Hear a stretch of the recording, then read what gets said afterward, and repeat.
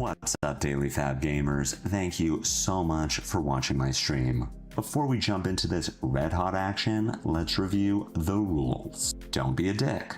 This should go without saying, but better safe than sorry. Chat with me.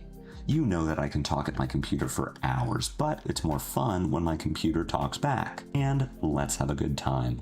I'm here to get sweaty, but that doesn't mean we can't have fun while I use the chat command deck for a link to the list I'm playing here. It's also in the video description.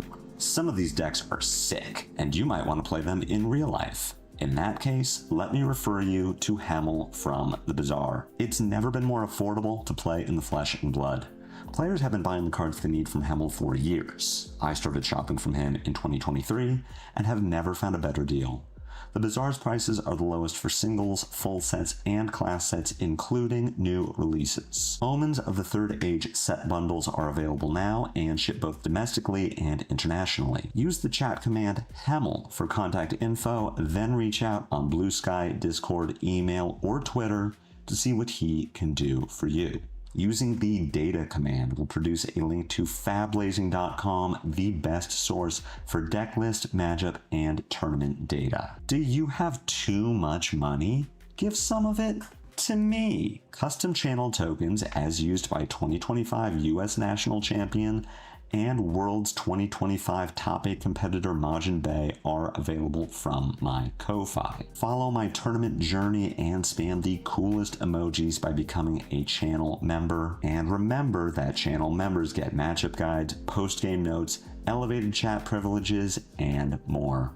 Now settle in and get cozy because the stream begins now.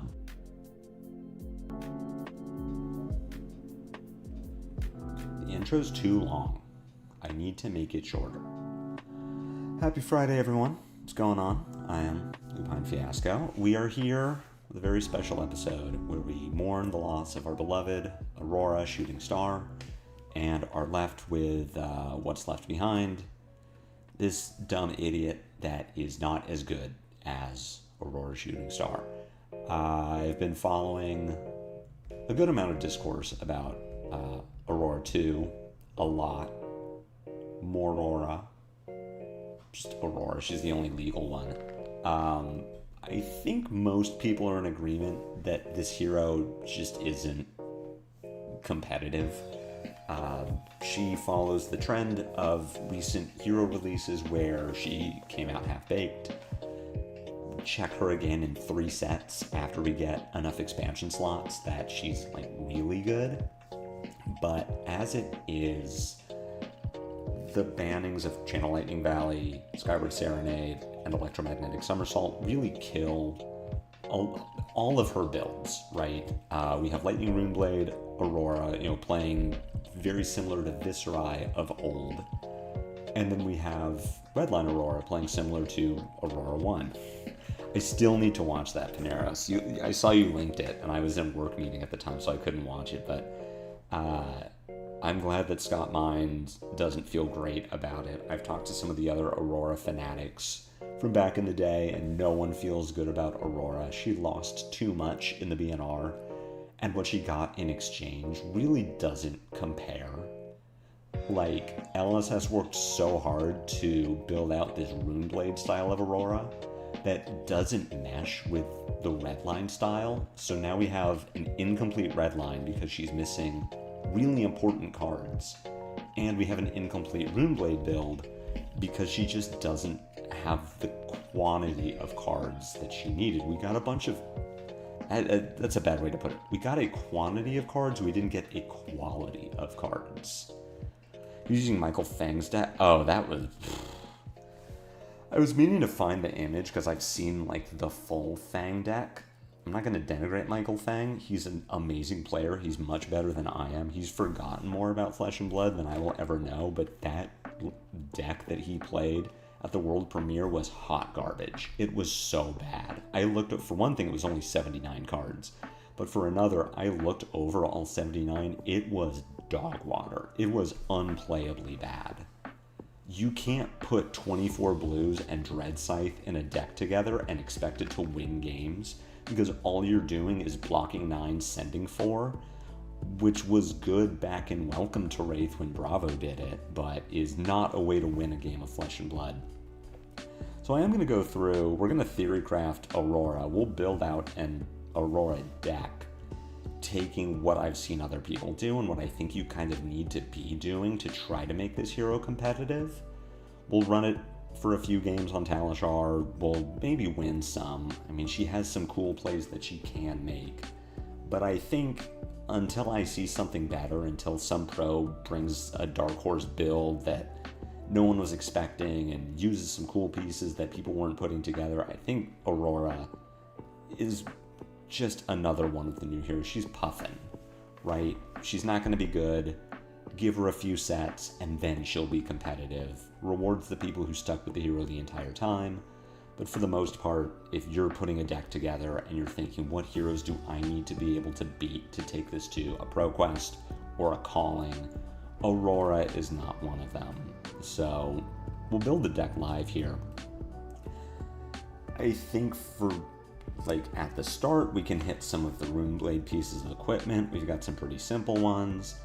What people aren't playing, we saw Fang use Dread Scythe. I don't think you're playing it as your main weapon, but you do want it in your board. Scorpio is not a good weapon at dealing with fatigue, because if you run out of attacks, you can't send your weapon, so you do need Scythe. Dread Carapace is AB2. Gauntlet of Sword and Sorcery, I'm maybe on. Face Purgatory, I don't think is good enough in Aurora. We're going to talk about why, based on how I think you need to construct the deck. But I've seen a lot of people trying to make Face Purg work just because we have better non-attack actions now, we have more 3 blocks, we have Electron Jolt Step, but I don't think we want to be playing non-attack actions in Aurora still, even if you are in more of a Runeblade build. Grasp of the Arakni, still great. This one just goes in the main deck all the time. Oh, I did put it in the main deck. Lamau. Scorpio we'll put in the main deck for now. Snapfingers, I don't think she wants to play creepers because I still don't think she wants to play non-attack actions. And as we remember from Aurora 1, that's kind of it for the Runeblade equipment, which means that now we are going to fan favorites, Crown of Providence, Spring Tunic, and Snapdragon Scalers, all of the old Aurora staples. I don't know about Lightning Greaves. I'm going to put this in the inventory, as I feel like you do want AB3, right? You want to add a Carapace, and then you're either getting your AB1 from Greaves or Gauntlets, and I don't know which is the right one that you should be playing. But we'll get to that. I'm going to put them both in for now. We're not playing both of these. We're playing one of these. I've personally dropped all instants and instant synergy in favor of some aura synergy. That's interesting, Audex, because I'm going to go the complete opposite direction and drop all non-attack action synergy for instants. Malefics and Arc Lightning burn up successions, and you can consistently activate Revel. I see the vision. My problem with Aurora is that she is worse Aurora 1 and worse Viscerai. But I would rather have her be worse Aurora than worse Viscerai. I think Viscerai style builds were only good because of Viscerai's hero power, just being Art of War. Non-attack actions don't specifically work with Aurora. If anything, I'm just playing non-attack actions to make Face Purgatory better, and I also, just get blown out by Warmonger's Diplomacy. Which that was Aurora's strength, was that she wasn't as impacted by Warmongers. But the main reason I want to stick with instants is because of Lightning Flow. Her Lightning Flow generators, as we've seen, are not good. I was baited by LSS when they told me Mercurial Skies is a card that exists. You're going to have enough Lightning Flow that you can just throw it at people. And it turns out, actually, no, you have very little Lightning Flow. I feel like an instant-centric plan is at odds with fatigue concerns on weapon selection, so you're still playing. I think you want to play somewhere between 12 and 15 blues. And I'm bringing up Lightning Flow because we need to get to Voltaris, we need to get to Starlight Road, and we need Flow Through. To me, these are mandatory blues. Starlight Road is just better Sigil of Lightning in Aurora. In a deck where we don't care about cards that say Sigil, we just care about having an embodiment or a flow. Starlight Road, 0 cost, blue instant. It says lightning on it in case that ever matters, and it happens right away. And Flow Through is +1 for all of our quick strike attacks that have on hits that we care about, and on hit create a lightning flow. You can get these with non-attack actions, like you can play Electron Jolt Step blue, but you're much worse than playing Starlight Road or Flow Through, and I think it's like significant. So we're playing currently 6 instants in the blue base. Because we want to get to like 13-ish blues, I think the other really good one, like Current Funnel is just mandatory. This card is so good in Aurora 2, in a way that it really wasn't as good in Aurora 1. In Aurora 1, it was just hero power plus weapon, equaled the value of playing a Current Funnel, but in Aurora 2, where we don't have easy access to our hero power and we don't have a 1-cost weapon, Funnel is glue that will tie your turns together. And then we're looking at just one more blue. I think what we want, I don't even remember the name of the card. Oh god, what's the new one? This one, Arcanic Reproach. I think we just want 3 copies of Arcanic Reproach because it's a 3-block, but it has instant synergy, it has damage on the opponent's turn. I think you could have this be a lot of different cards, like Voltbound Duality makes a lot of sense because it makes flow, it's ping, unconditional ping if you can pay for it. But I want to do Reproach for now. I was looking at Better Go Again, which is Revel Swarming and Rune Rager, the latter of the 2-block 3. The problem with Rune Rager is it's just always a 3, and Gloom Veil only has Go Again if you're making Rune Chants. So yeah, if you play a Malefic, you get to send Gloom Veil for 4. But if you don't have an aura and you don't have a way to make one, you are forced to pitch to Grasp, and I really don't want to do that. The people yearn for the return of I'm Shocked. It's going to go in the next stream opener when I update the Hemel spot to include international and domestic shipping. Make up your mind. How are you? I'm good, Burst Flames. I am not excited to play Aurora. Don't think that this is me dropping mid-range. I just feel like I'm the Aurora guy, so I do need to give at least one day to Aurora, but I am not interested in coming back to this hero. But like I'm saying, we have 13 blues in our deck, which will pay for Dread Scythe in slower matchups, and 9 of them are instants. So now we have instant synergy, like we care about doing instants. Jesus Christ, this deck is already $1,100. That's silly. And I'm sure we don't even have pricing on... Oh, we do have pricing on Volteris. Okay, that's why.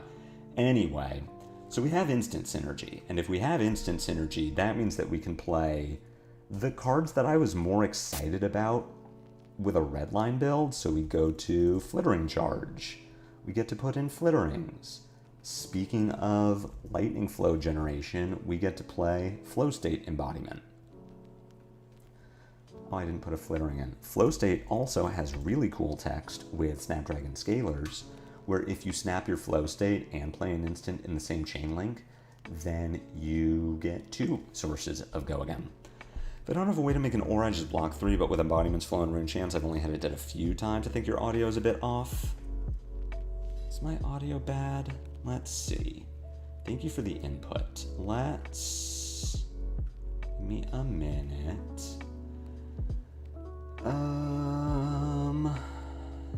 No, not that. There's properties. Oh, I am a little low. Oh, yeah. Oof. Okay, I see it.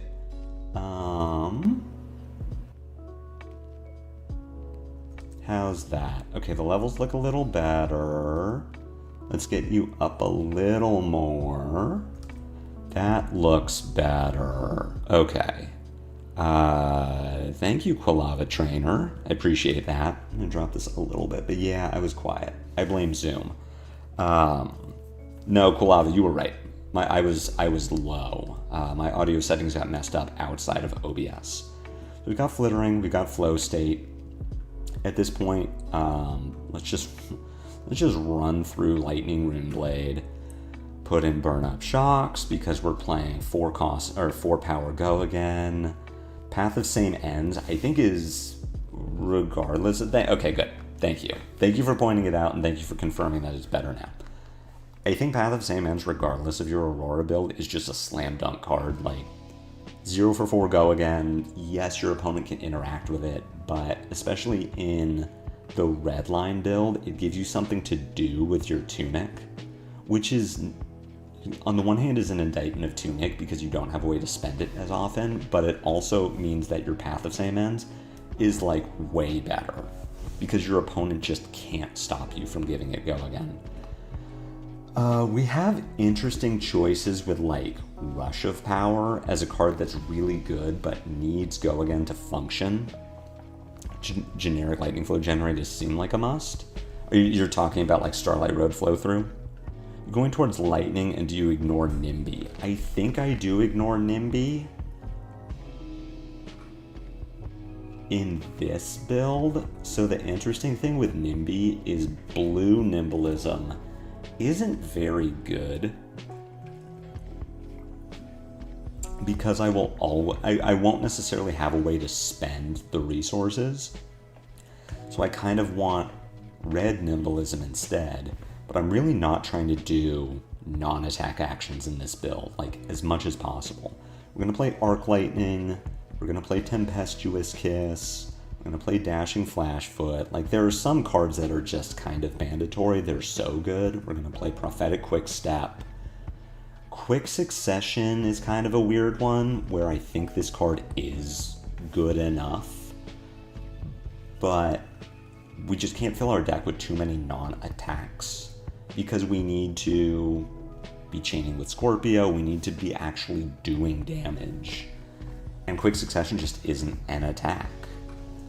Because we're doing instant synergy, we can cut out Runeblade here. I need to find a bunch of equipment that doesn't matter. Astral Strike is interesting. I'm thinking about putting in 2 of these. It's hard to turn them on, but if we can pitch them early and then play them late, like find them later in the game when we do have enough flow, it becomes really good. Like, Astral Strike is really good if you can do the thing. It's just doing the thing is hard. Electrostatic Discharge goes in the deck. We will play Flowing Storm Strike. 0 for 4. It makes Lightning Flow on hit. Fry is not a card that I'm all that excited about, but it's a 1-card 5 with Scorpio. So we put that in.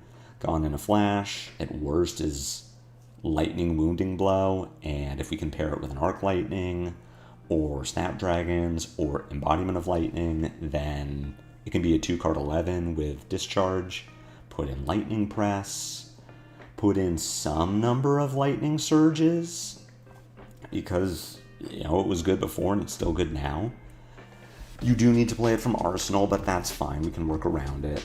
Second Strike, still good enough, especially now when we have Dashing Flashfoot and Prophetic Quickstep and Path of Same Ends as ways to deal more arcane damage, even Tempestuous Kiss.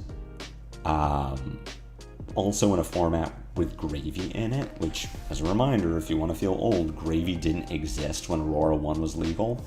If you can attack an ally, that turns on Second Strike. I think we want a non-zero number of Storm Shards. I don't know how many we want, but some. Definitely some. I think we can put another one in the inventory. So we've got 71 out of 80 cards. We've got a 61 card main board, so something's going to get bumped out. Astral Strike condition is an effect condition, not a play condition, but sometimes, yeah, I mean, sometimes a 1 for 5 is just good enough. A thing I basically never did. In Old Aurora, this do Greaves Gone, Arc Lightning turn can do some pretty good damage. I usually didn't do Greaves and Arc in the same turn, but yeah, you do have your Greaves Gone in a flash. You can also use Arc Lightning to farm Rigor Mortises. As far as I understand it, Aurora is a good hero into Gravy. Gravy has a hard time with that. Is Rush of Power good? It's good, but I don't think it's good enough. I think of all of your Quick Strike effects, it's not worth it. You'd rather play Flash Foot, Quick Step, or Tempestuous Kiss, and like a 0 for 4, potentially a 0 for 5 just isn't as good. We can do Armory Deck Boots instead of Snapdragons for Tempestuous Kiss. Like we need another source of Go again. Maybe we could think about putting in like Scar for a Scar. Put in some number of scars. The problem is I don't want to... We cannot play Ravenous Rabble. We have 20... With this current build, and I think here, based on what I'm trying to accomplish, we need a minimum of 12 blues, and Voltaris is just good. These yellows, I feel, are mandatory for Aurora. Arc Lightning is just really good. It's an enabler. It's arcane damage. It's everything we want. Dashing Flash Foot and Prophetic Quickstep are both above rate yellows. It's going to break with too many attacks without Go again. We're going to see. We can put in some scars. If we're putting in scars, we do have a 73 card main, or a 63 card main board now, so we have to start moving some stuff out, which might be like... Gone in a Flash might be too cute. Astral Strike may be an inventory card, because we're not going to go late enough into the game against aggro decks. Tempestuous Kiss might not be a card that we want to necessarily play into like non-fatigue mid-range if we feel like it's going to be too hard to hit with Kiss. I think we're probably moving Gauntlets into the maybe board, because if I want AB3... No, I talked myself out of it. Because the only heroes I'm really playing AB3 against are Acilio. And against Acilio, I'm pretty happy with Gauntlet of Sword and Sorcery as a way to convert hands where I might not necessarily want Grasp. I don't think I need Greaves, and I think I do want Snapdragons. No Quick Succession? I don't think we need it with this build, but we're going to try. I might be totally off base, and like we don't actually have enough Go again. We have 72 cards now, so we do need some blocking potential, which means we're playing the old staples, we're playing Sink Below. We can think about Sigil of Suffering. Put that in. And then cards that I've heard good things about would be Remembrance. It's got instant synergy. We can put Burn-Ups back in our deck. We can put Arc Lightnings back in our deck. So we're going to put 2 into the inventory. What did I just put in here? Move these down, move these down. If you're playing blues, I found Sigil of Lightning passable. I think Starlight Road is just much better than Sigil of Lightning. The only card that I would replace with Sigil of Lightning and feel good about it would be Arcanic Reproach. And I do want to test having the 3-drop. Temp Kiss feels like a card you use into aggro decks. I agree with that. With enough instants, you can run Astral Elemental. How many instants do we have right now? We have 20 instants in the main, and 17 of them don't block? Gross. This is an 80-card deck. We need to think about how we are sideboarding in certain matchups. Scar for a Scar is probably not an all-the-time card. Are there any of these that I feel like I don't necessarily need as many of them as are in the deck currently? For open slots, we really want to get like probably Storm Shard is not an all-the-time card. So into like an aggro mirror, we could run Sink Below Tempestuous Kiss, or if it was one where we felt like we were going to be the aggressor and we don't need to block, we can run Tempestuous Kiss Storm Shard, or we could do Tempestuous Kiss Scars 1 Storm Shard. When we get into Fatigue is where I think we want to start boarding above 60, and then we're on like Scythe, Strike, Kiss, Remembrance. We probably do a little fat stacking. Blue Stinging Sprite is a curious concept. I sort of like it as a pitch card that helps end games when you draw it late. I think if I was going to put in Sprite, I'd rather just put in Sigil of Voltaris, which to me is a better card. Been very impressed by Arc Lightning 2 Research Chest Providence. Right, Dominion Aetherweave, and like Tempestuous Kiss, which we could think about. I don't know if I need 6 D-Reacts, like, ever. And if I wasn't playing 6 D-Reacts, we'd probably move Sigil into the sideboard, put in Ironweave, Dominion, and an 80th card. What if I did that? What if we just see what that looks like? So we put in Dominion, we put in Ironweave, inventory, and then we put in, we need one more card. Maybe board a Storm Shard, and then what if we did Ominous Excavation for anti-fatigue, and that lets us put presses back into our deck with the burn-ups that we're putting in. What if we tried that? And then there's also more blues if we're fat stacking. Citadel of Solace is a defensive instant that breaks aggro mirrors. You're so right. It also helps us convert hands. So if we are putting in a non-zero amount, a Sigil of Solace, what if we just cut this dumb package that we just put into our deck? So we have 56 cards, which means that at any time I'm putting in like Kiss Shard, or into a mid-range thing, we could put in like Scar Shard. I feel like our sideboarding is going to get weird. We're going to have some problems with what are we taking out of our deck. Might be Gone in a Flash is more of a mid-range tool than aggro tool. If we do that, we have 29 attack actions in the deck. So we definitely are going to need to bring in more, which means that if I'm bringing in 7 cards, it's like Scar, Kiss, Gone,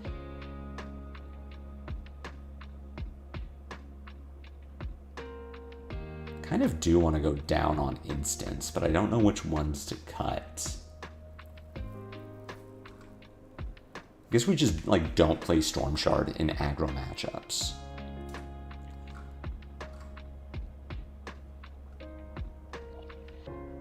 What if we board down on Scar and put in another Ominous? And that's our 80. And so our 7 in aggro mirrors, we bring in Tempestuous Kiss, Gone in a Flash, single Scar into, or if we need to do more blocking like Marionette, we put in Sink Below, Tempestuous Kiss, Scar. Into fatiguing matchups, we can put in Astral Strike, Gone in a Flash, Storm Shard, run 65. Could even run 68 if we really wanted to. And then we have more blues to support the Dread Scythe that we're playing. Let's just give it a try, you know? Let's see what happens. Let's just run it into a rando on Talishar. Paste that. Go here. We need to go to OBS and do this one. Future Public. Alright, we're going to give her a whirl. I feel like Storm Shard is good in Fatigue and with Astral Strike. That's what I'm thinking. Against Rhinar, we'll go first. We will play our Sink Belows. We will play our Tempestuous Kisses. Put in a Scar and call that good. We'll just give it a whirl. I don't want to fat stack the Rhinar. I don't think we need to play to Fatigue. I don't think the game is going to go long enough for Astral Strikes to be good. We could have thought about Storm Shards. Let's give it a whirl. Let's see what happens. Maybe that's the rule, Phoenix, is Storm Shard and Astral Strike are a package of 4. They kind of have to come in at the same time.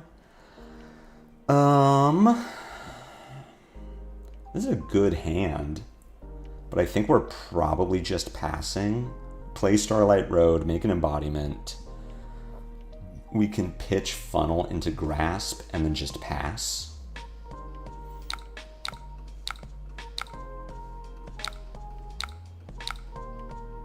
Oh, our Rhinar is AB0. Sorry, if you're AB0, then we're gonna do this.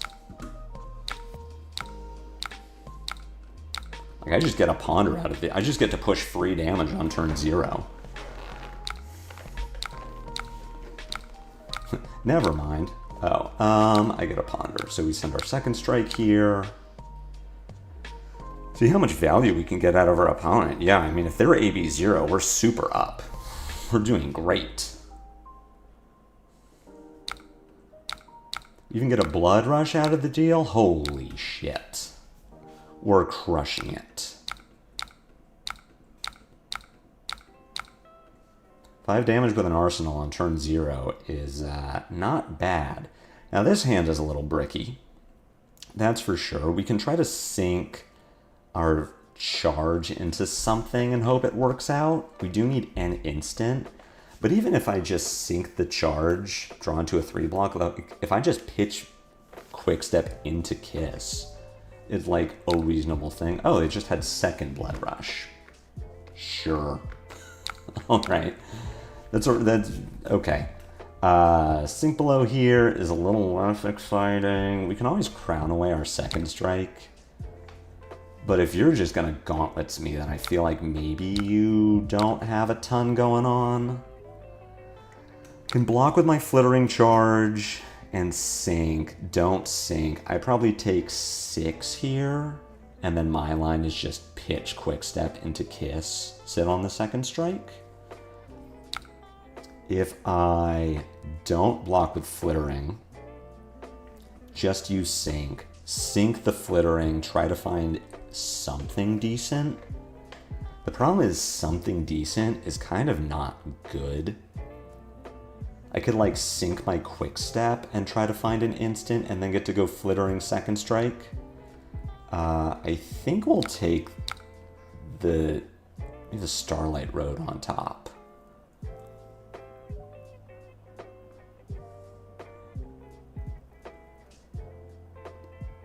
Sorry, and our opponent had a Savage Feast, which they're going to keep on top. We're going to keep our Starlight Road on top. And then we're going to play our Sink below. I am debating sinking the Quickstep, finding the Starlight Road, sending second strike, playing the Starlight Road, and arsenaling the Kiss. Which I think is not bad. We see a Flittering Charge on top of our deck. We're going to go ahead and bottom that. I'm looking for something with Go again. What's up, Laser Witch? Yeah, we're just going to send second strike here. We're just going to... I'm fine to just set up.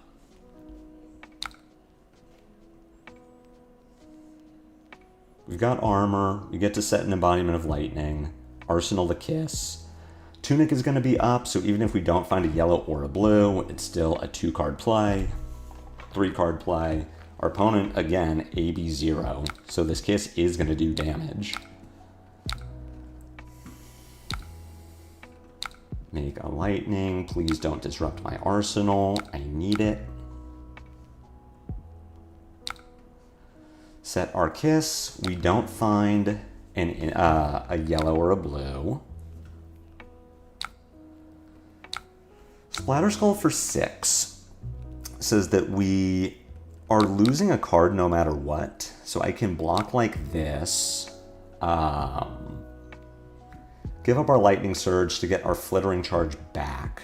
I could sink, probably Fry, and try to find something more exciting than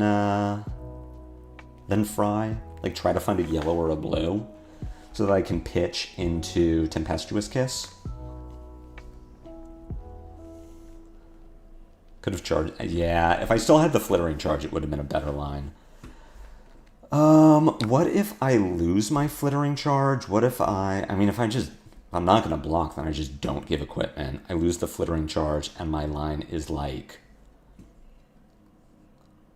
pitch to Tunic, pitch press, send Kiss into Fry, into Scorpio, Arsenal Surge.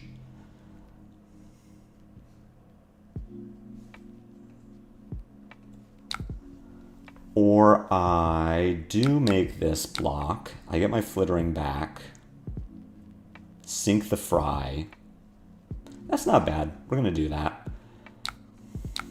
Sink our Fry. Just gotta let... Sure.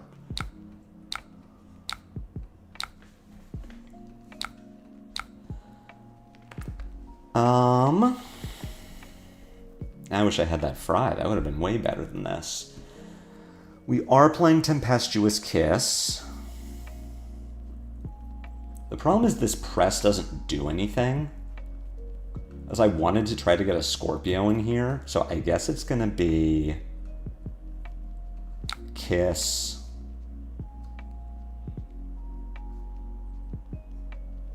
pitch press. This is the line that plays around Flesh Bag, because if I get Flesh Bagged here and I get my Flittering Charge intimidated, then I just IP a card. Here, if I get Flesh Bagged, I'll just play whichever attack is left. If I don't get Flesh Bagged, then I send Flittering Charge, Arsenal Lightning Surge. Our opponent discards the Sea Legs because they're the goat. This could be a very wide turn, which I hope it isn't. I'm still, I'm sending 10 here. Armor is looking low. Or our opponent's hand is just kind of stinky. Do they want to block out and give us full tempo?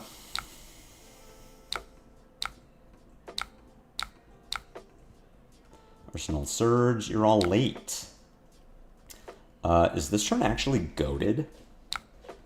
This turn is actually kind of nuts. So I get to play Arc Lightning, pitch Reproach, play Kiss, float a resource that I will use for the Storm Strike, follow up with Lightning Surge, and then Storm Strike? Yeah, this turn is about to be pretty nuts. You cannot press Kiss, no Talon.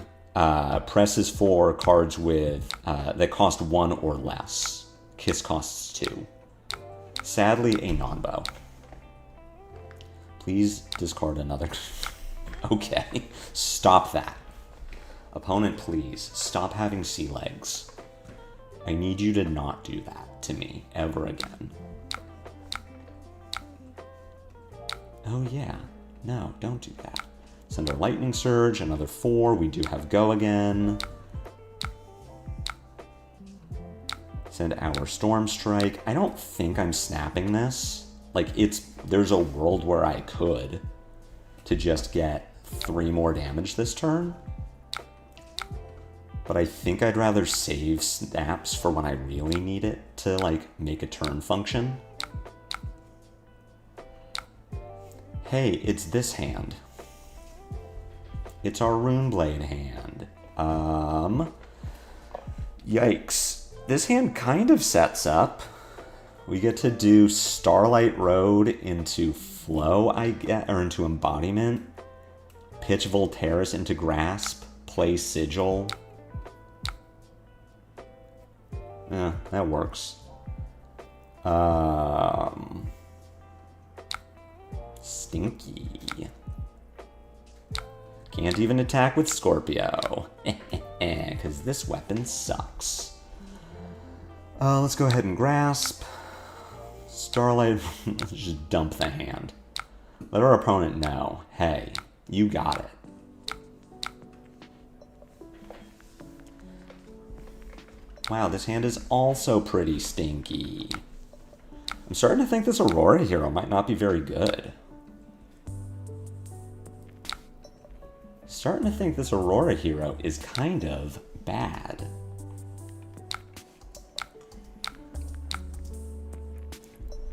Like, maybe she needs more attacks. I mean, again, I'm really just not blocking here. I don't need to. This turn is kind of fire. We're gonna play Burn Up Shock. This is lightning attack. Okay, we can send current funnel. Thing is, we need to play around the flesh bag. So if I send quick step here,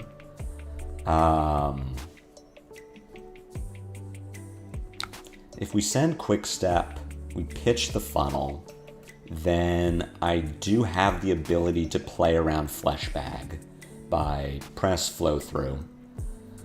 After our opponent blocks, we're gonna have 2 resources floating, which I guess just says we Scorpio into Aurora activation. If we send the current funnel first, which is what I'd like to do, we get flesh bagged and then we just don't get to quick step. So I do need to do this. We're gonna make a ponder out of this, which means I'm just dumping my hand and arsenal anyway.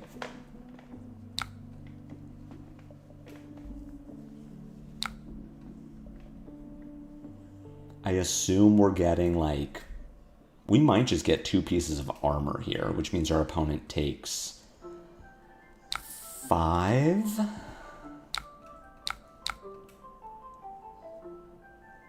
If our opponent doesn't have a Jesus with the sea legs.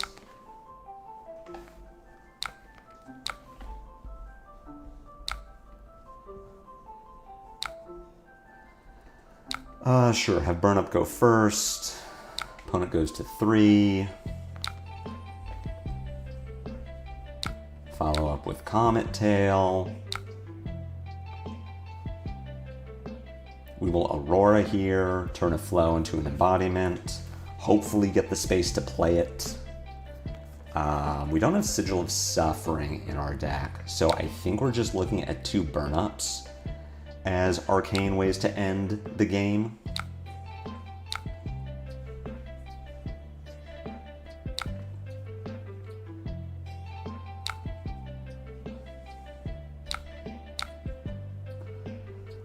Get a ponder, flow through's fine. We've got, you're going to intimidate me. You're probably sending Meat Axe, which I need to block, so we'll give, I guess, Tunic Grasp 3 block. And I think I have the arcane to win from this position. They are using 0 equipment. I've noticed this. All right. Can we give Flashfoot Grasp? Go to 2. Play Burn Up.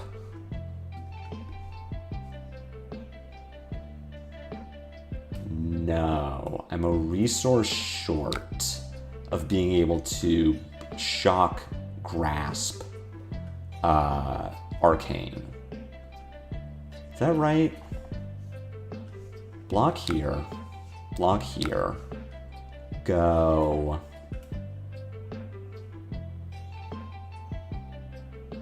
Shock. Yeah, I'm a resource short. How's the deck feeling? Bad. Aurora is feeling bad. I mean, this is my first pass at the list, and we're identifying some changes I need to make. I think I probably have too many instants, so we need to get some attacks in, like a few more attacks in here. But we're very close to losing this game, and our opponent has used 0 armor. Can I win through Reckless Swing? I think what I'm trying to do here is pitch Flashfoot to send Kiss. Get our free arcane. We'll Arsenal Burn Up.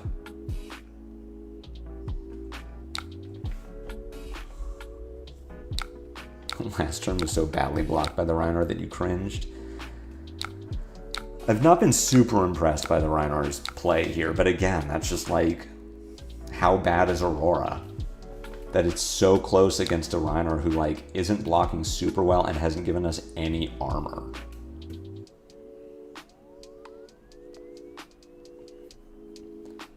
Maybe this is where the armor gets cashed in? If this is just 6 pieces of armor, then we should just win here.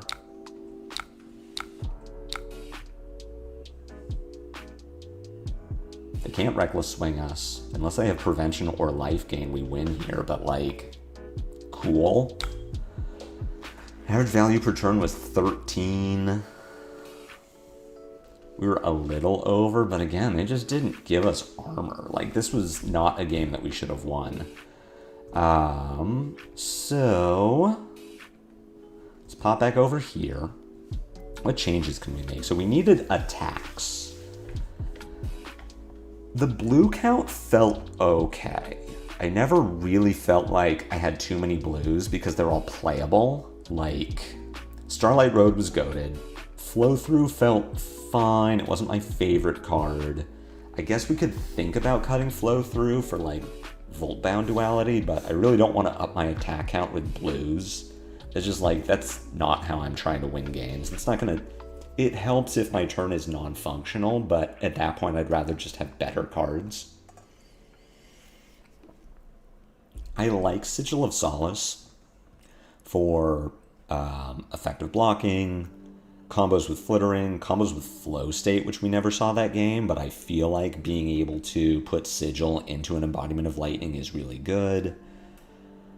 I feel like all of my instants are kind of mandatory, so maybe the cut is, like, we go down on blues a little bit.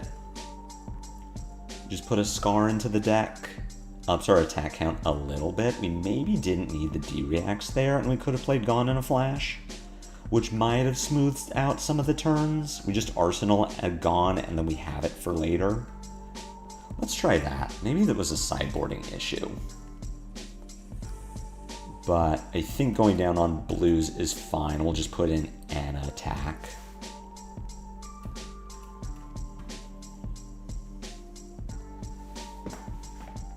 I still think this deck, like, hard loses. Hey, it's a Rhinar again. I wonder if it's the same Rhinar. Let's not put in Sink Belows this time. We'll just board like this and see what happens.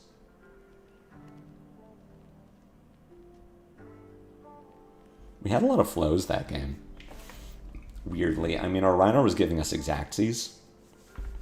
Quick Succession over Instance, and it just felt way better. So I don't think that the Quick Succession wouldn't have helped that game. I feel like all of our instants were pretty well timed. It's just that we had 4 of them in the same hand is where we ran into an issue. And if any of those are Quick Succession, sure, they block. But it isn't like, oh, my turn was bad before, but now it's good. I feel like I have enough going on with, like, Flittering Charges, especially Flow State embodiments, that I really care about having more instants. Like, that's why I'm not playing non-attack actions, is because I'm trying to enable the Flittering Charges, the Flow State embodiments. And the reason I want to lean into those, why I'm leaning into instants at all, is because they are already a significant part of my blue base.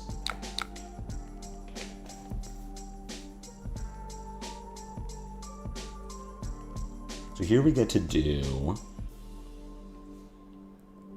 We're sending the Flow State, which is probably not going to deal damage. But I do get to Sigil of Solace on top of it, so I start at 43, I bank an Embodiment of Lightning, then I guess I'm arsenaling Discharge. Hello, Talishar?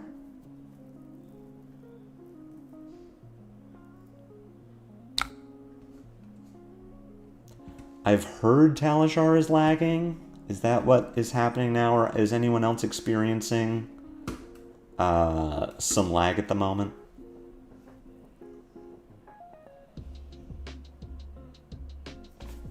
Hello? Maybe it's me. Maybe I'm a baddie.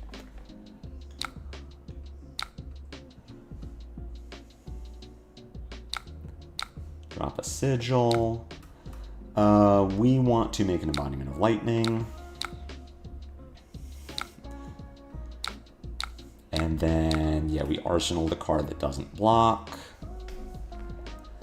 This hand is pretty good. Our opponent's AB1, so the burn up isn't guaranteed to connect anymore. We could shock ourselves if we, like, really needed to. I am a baddie. It's true. I've heard this. I guess I'm just not blocking. That seems like a thing that I should do. I'll up his meat axe for 5. I'm assuming they're not breaking trackers here. My turn is going to be burn up shock. See if they pitch or if they take it and turn on my second strikes. We go second strike for 4 into... Or storm strike for 4 into second strike 4 into discharge second strike into Scorpio. So I'm not blocking this.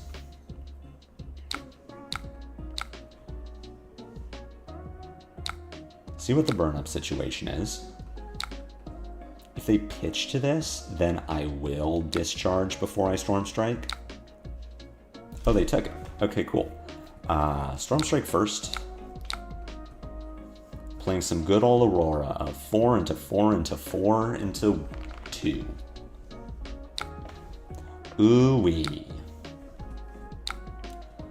We're going to play our discharge here because I don't want to get stuck with it if this second strike gets flesh bagged. Because I can't discharge the Scorpio. So in this case, if I get flesh bagged, this second strike gets intimidated and then I'll just arsenal it later. I'm just going to take all this damage. What does that mean for this second strike? Do I just get my 4 damage now while I can? Or do I get a Scorpio in and have an arsenal? I think with how the last game went, it's pretty important that I have an attack action in my arsenal. Because even if I do draw like discharge, press, sigil, that works with second strike. Like, second strike isn't the best attack I could have there, but it is an attack I could have there. Right. Our storm strike got blocked. So, if our storm strike got blocked, that means we can play the shock. Opponent gets hit. Send second strike for 4. If it gets blocked for 6, I guess we just pitch flow through to Kiss and say, like, give me more cards, Arsenal Sigil. If it doesn't get blocked, I'll flow through. No, that doesn't work. Yeah, we're just doing this.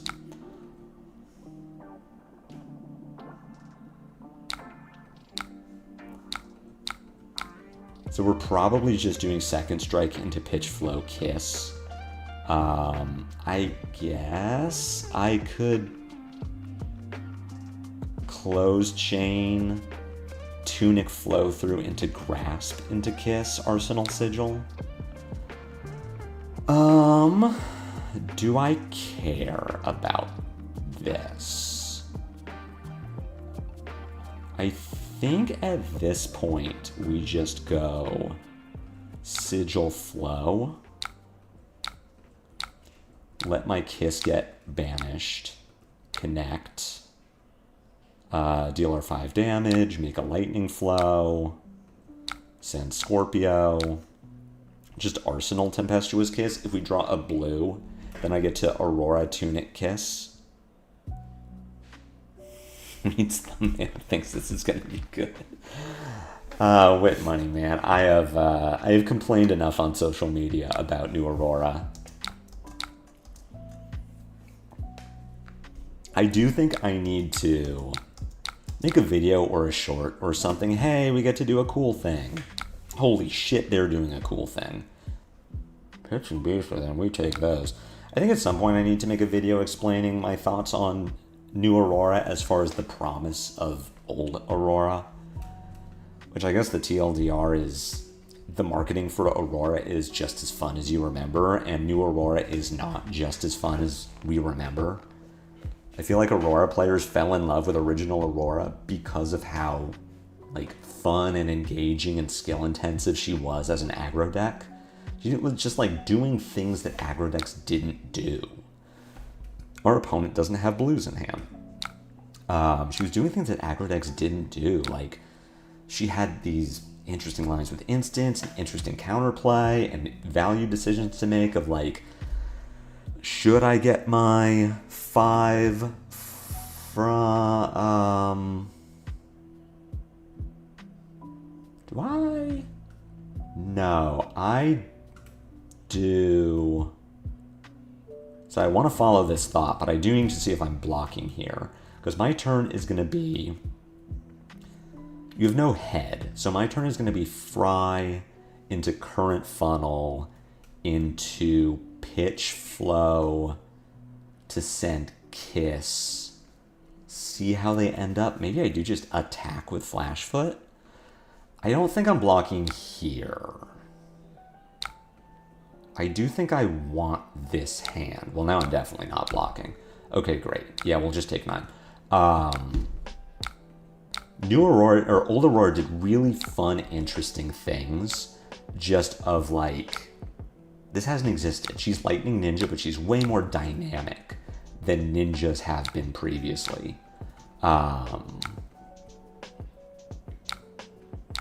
I guess what I'm actually supposed to do here is now send the flash foot, because if they don't pitch to AB like they haven't been doing, I get to do the full turn. Yeah, we're just going to do this. Please hit.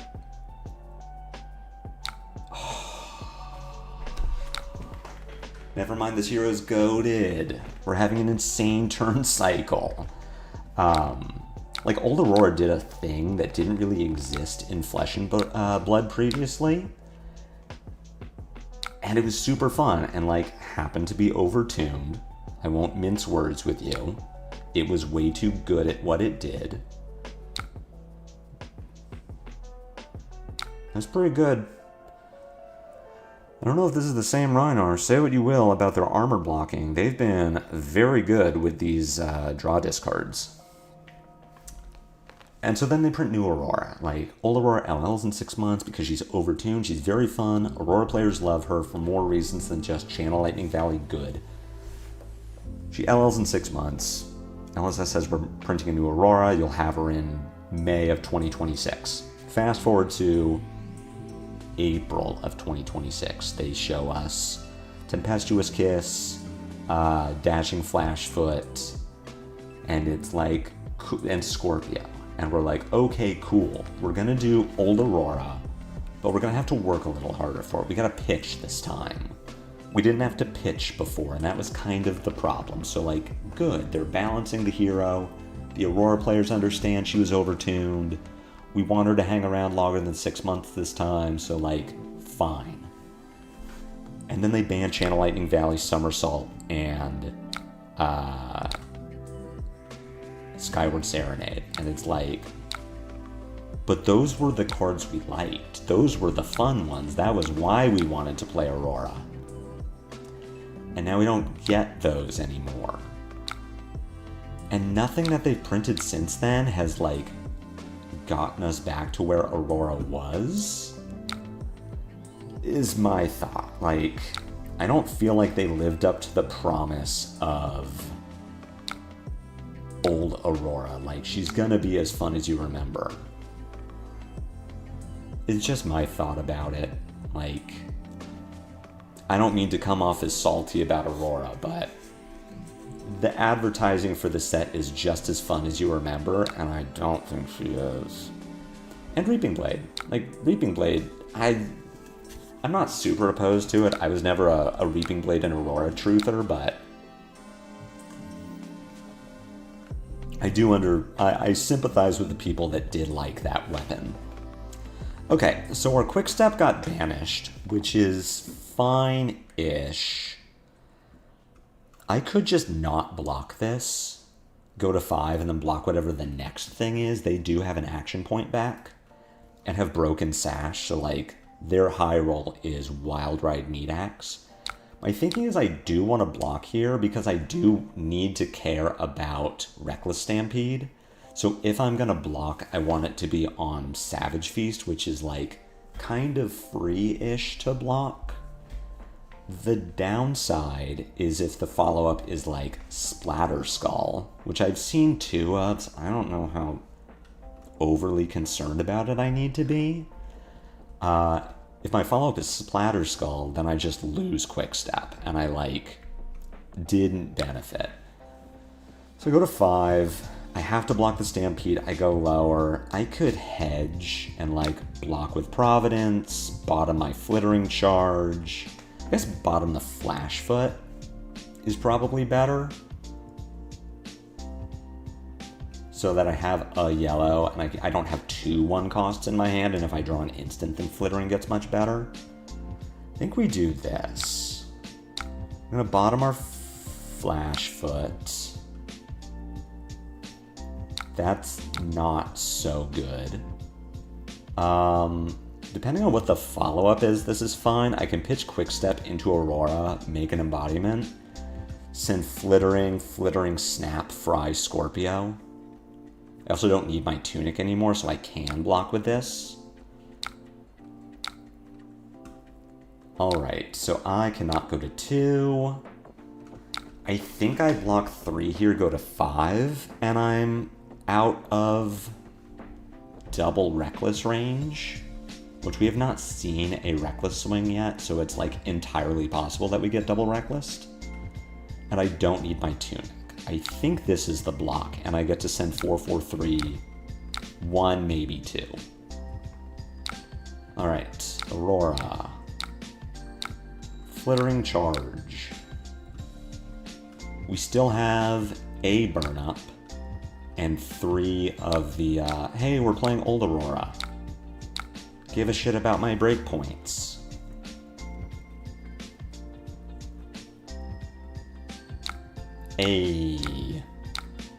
Our opponent... Oh, wait. Snap. That was important. I missed a step.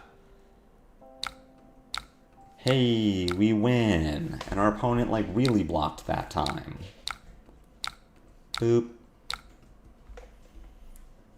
Alright, JK, our turns were sick. This hero's nuts. This hero's goated. We're getting 17.25 value per turn. All right, take it back. If you're going to Nationals and you're not registering Aurora, you're just inting. Like, this hero's not as fun as I remember it. This hero is even more fun than I remember it. I take back everything I said. This is the greatest hero that's ever existed in Flesh and Blood, as long as you don't play against Fatigue. But Fatigue isn't real. None of the top decks in the format are fatiguing people, right? Like, they banned Remembrance, right? I remember reading that in the BNR. Remembrance is gone. I think we should look at the bans like Florian would Germinate. If the ban guts the hero and makes them almost unplayable, they'll get it back, but they need to see tournament results. I said yesterday on the stream talking about the BNR that if a hero needs a problematic card to LL, then they shouldn't LL. Like, if Victor needs Remembrance to LL, Victor shouldn't LL. Marionette. Hey, this is why we put D-Reacts in the board. We are playing Tempestuous Kiss. I guess we play Scar. I'm gonna take it back. I'm gonna get blown the fuck up by this Marionette and then complain about Aurora again. Yeah. Let's do this and see what happens.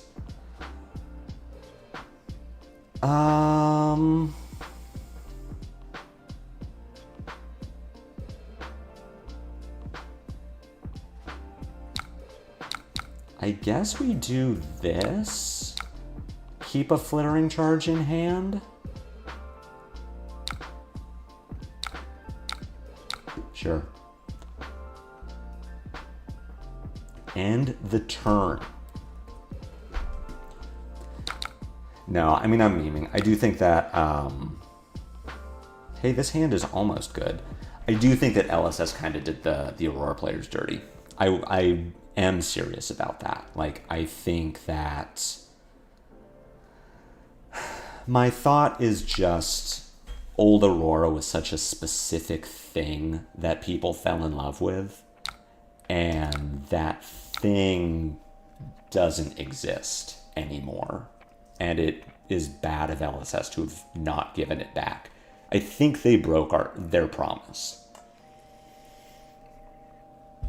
All right, we've got a Clave for 5. I cannot easily block this. My hand kind of functions no matter what. Like, I would like to block with Reproach at some point, but it doesn't need to be now. I don't need to block with Approach. I don't need to play this Sink Below. My turn can go, play Discharge, send Flittering, Starlight to give it go again, Scorpio, pass. Talishar, please. We'll just, like, get marked. Sure.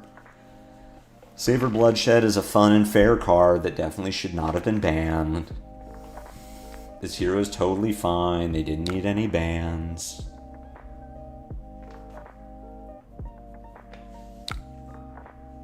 Sure. Why not?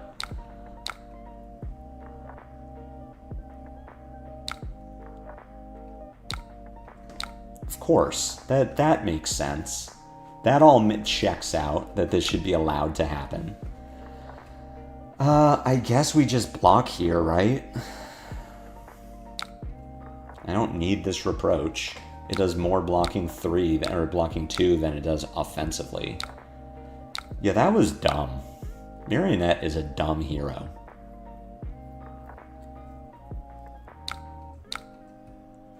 And I think anyone who defends Marionette is... I've seen this on Blue Sky. There's one poster in particular who I think has these amazing posts, like super insightful poster. Really enjoy everything they say. They are a diehard Marionette fan, and they...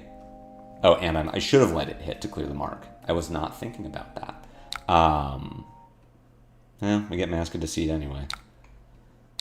Interesting. Super insightful poster. Makes really good points. Except they are big on, like... They're a big Marionette player. Like, why do you think Marionette needs bans? Marionette didn't need bans. What would point to you thinking Marionette needs bans? I'm like, I don't know. The conversion rate, the representation, the power of the cards in the deck, things that the deck does, like... I can think of a lot of reasons to ban Marionette. This hand is almost good. That isn't true. This hand is pretty okay. So I can arsenal the Arc... Oh my god. Ugh. Savor Bloodshed, fun and fair. Orb-Weaver Spinneret definitely needed to discount the cost of a Calicera. I mean, this is my fault for being marked. I should not have... I should have let the thing hit, and then... I don't know what I do with the Reproach. What am I doing? Do you have anything worth codexing? No. Just play Victor and stop complaining about Mario, right? Does Victor beat Mario? We're just going to sink this, and I'm not going to sink here.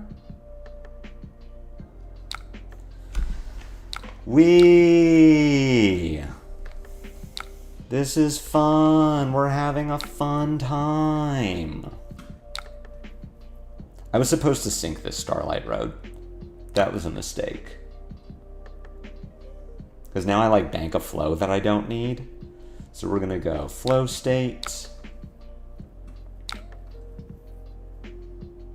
I would have rather had this be an attack and get to go Sigil into Embodiment into attack into Scorpio. They banned CLV and not Toxing? Well, yeah, because CLV... Okay, CLV is not defensible. CLV is a broken card. Especially, like, it's the least offensive with Aurora. But, like, with a Cilio or Ziggy, there's no way. Like, that would not have been okay. But banning Serenade and not T-Toxin is like, oh, you're memeing. Like, you're not a serious game developer. You are not taking your job seriously.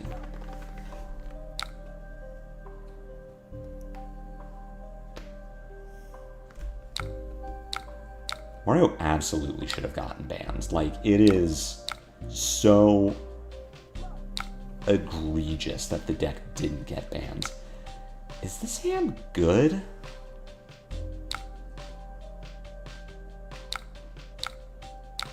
I kind of can't tell. All right, what does this hand do? This hand can do pitch quick step, play flash foot. If I hit, play flash foot, scar first, scar Scorpio, I get to sit on Arc Lightning. I guess I'm not blocking this. Who deserves bans more, though? Victor or Mario? They both do. My ideal bans would have been Remembrance T-Tox.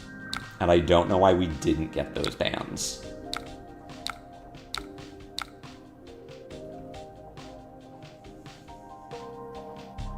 Alright, let's see how seriously my opponent takes me. Not seriously. This is fine. So we get to go Flash Foot into Flash Foot into Scar into Scorpio, sit on Arc Lightning. We're probably dead anyway.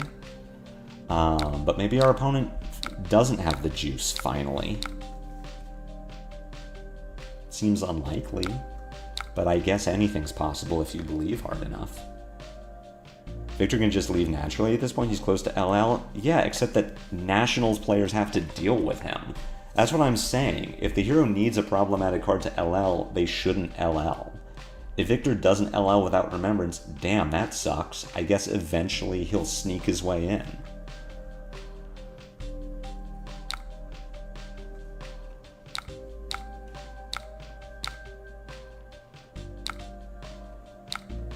Yeah, to be fair, I played this game poorly. Like, I could have navigated this better. If I'm not marked, then they don't get to break the mask to find Ord Weaver to make the dagger free. I'm not saying this game was played perfectly. Like, I'm not saying, oh, I win this game if it isn't Marionette. But at the same time, wee! It's almost like this hero's a problem. It's almost like this hero is a pile of good Majestics. You're late.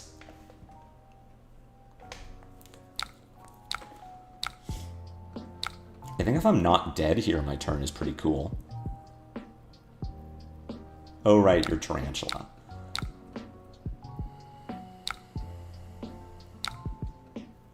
Okay.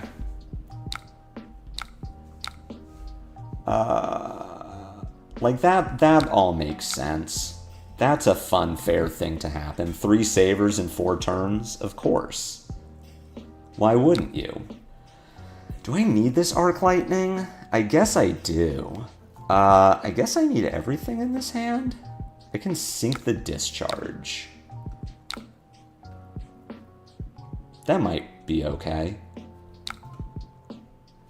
Remembrance should be banned in old meta. At this point, I'm losing hope they will ever ban it. Mario in their deck is a pile of 0 for 4s and 0 for 6s. Yeah, there's no way I was going to win this game based on their... Okay. Whatever. Yeah, 3 savers in 4 turns is not something I can win. Please just kill me. Cool. That was fun. We had a fun game. A fun game of Flesh and Blood was played. Good game, opponent says. Okay, I say back.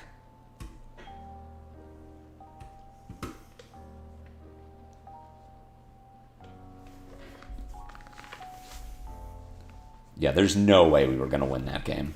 That was an unwinnable game of Flesh and Blood. Puffin. This is a real deck. It's Puffin. So you're going to do mid-rangey things, which I guess means we're putting in... Like, I'm not playing Sink Belows into you. Let's play this package and see what happens. What, Steven? What are you going to tell me? What has offended you about my response? You are AB1. This hand is not incredible. I cannot shoot the poly, much as I'd like to, so I guess I go grasp, pitch. This new Aurora looks very good if you like to be punched till you are dead.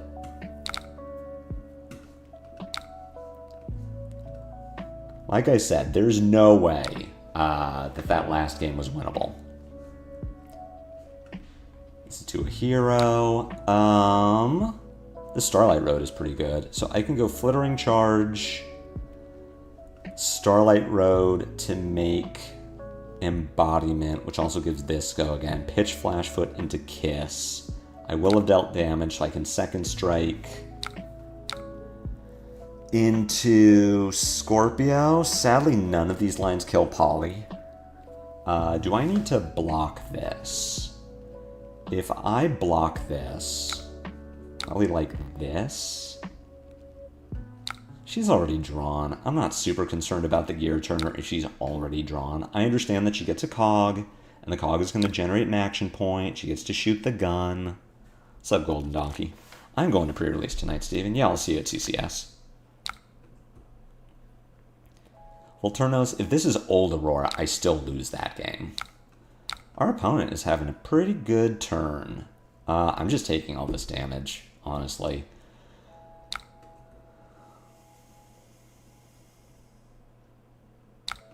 Like, yeah, this is going to hurt.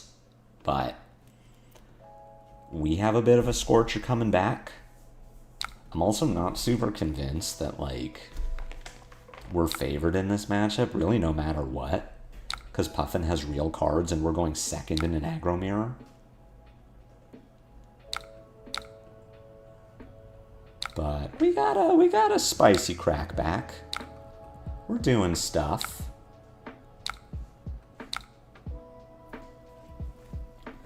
Let's see if our opponent wants to pitch into the Rune Chant. Survey says no, so we get to just send the hand. Well, Arakni was not a very good matchup for Aurora, but still. Old Aurora was favored into Marionette, but that's because the Marionette players hadn't figured out their deck yet. Have a Tempestuous Kiss. Please give me cards.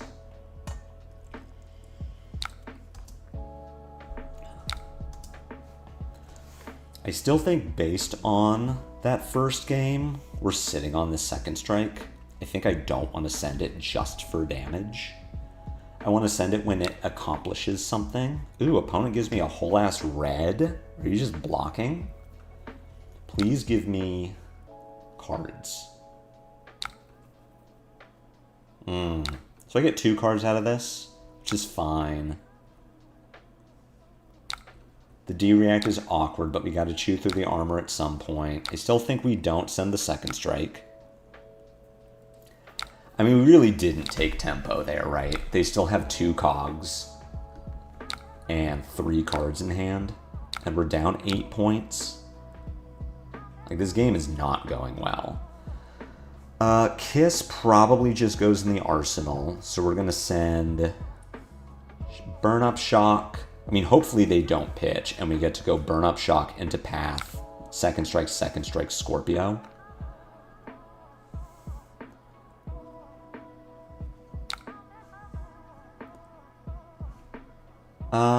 Okay, you did just draw, because you puffined. So I'm gonna get, I get to shock the poly, and my Second Strikes are on. That's pretty cool. Chat, I'm gonna be real with you. That's pretty cool. God, with the dovetails. Dovetail here was a pretty sick draw from them. So if I commit to blocking, I could block like this, and then I just take 3 from the gun, and my turn is Burn Up Shock, kill Poly, probably deal a shit ton of damage. Or I go... So if I take the damage, I am not playing this Kiss. This Kiss is going into my arsenal. Which, I just say that, and I'm like, no, we're blocking. So I'll take 3, go to 22, and then just get to send, like, a ridiculous hand of cards. I have to give up armor to do it, but it's the world we live in. I don't need to sink. Give it go again. Shoot me, pew pew. We can't complain about the Majestics and block with ours, but they drew it when I didn't need them to. I wanted them to just send like a Sky Skimmer there. Austin, I can complain about whatever I want. This is my stream. I'm allowed to complain. No one can stop me. Get out of here, you dumb bird. Now my second strikes are just on. This matchup's insane. I even have Tunic up so I can send Path. And they can't stop it from having go again. Also, they have no armor, so this is just going to connect. Hell right you are. Whee! Which again, I think like, this deck really needs instants to function. I'm gonna arsenal this Path of Same Ends.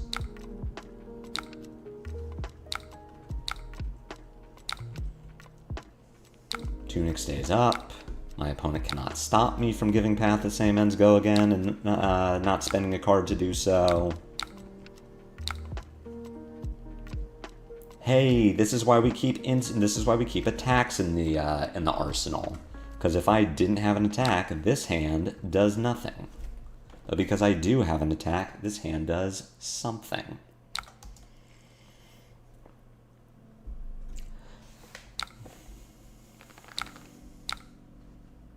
I was going to say we block with Burn Up here, but we don't have anything else that blocks. There are 0% chances that I play this at Nationals because this deck is bad. I really wish I had another 3 block so I could stop this Zeppelin. Instead, I'm just taking 8, maybe? Probably 7. Yeah, Exnor, there is a 0% chance I play Aurora because the deck is not good. She, like, can do some fun, powerful things, but the deck itself sucks. This hero is significantly underbaked.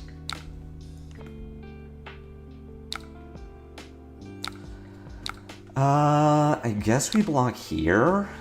So you would put me, if I don't block, you put me to 7. I go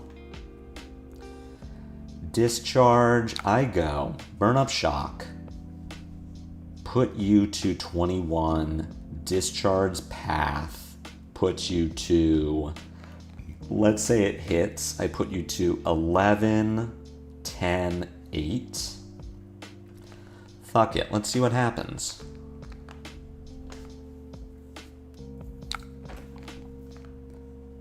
I think there's a good chance my opponent just blocks 6 in front of the Path and I get them with flow through.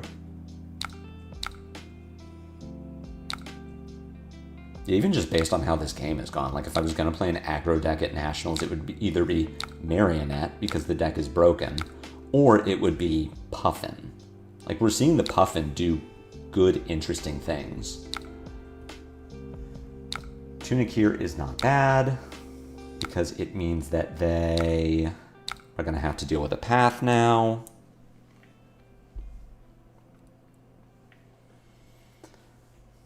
Path representing 10 damage.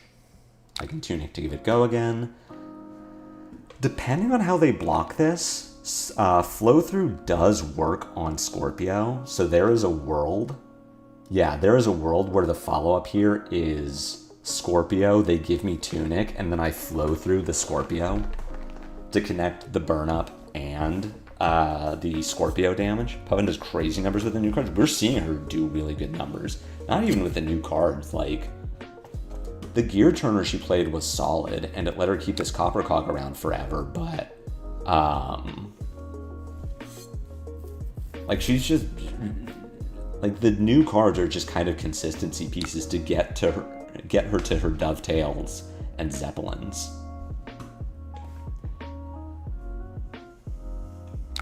So I think we're not playing the flow through here. We're going to send the Scorpio, because I'm kind of expecting her to give me Tunic. And even if she doesn't, I'll just play flow through. Like, it's fine. Put her to 8. We are effectively at 12. Maybe that matters. We're keeping this close, and the fact that we went first this game could be why we are a little behind. Have I tried drafting yet? I've done some drafts. Oh my god, she even makes a gold out of this? Yikes. I get to play Burn Up Shock, Current Funnel, Scar for a Scar, with Sigil of Solace. I don't need to block this. I am intending to block with Reproach. Yeah, I've drafted the set a few times.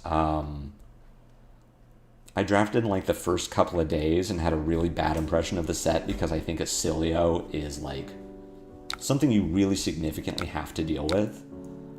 But having seen more of the set, it's fine. Probably won't be my favorite set of all time, but I think it's still a good set. Ugh. These Puffin numbers are too good. And we gotta block the gun too.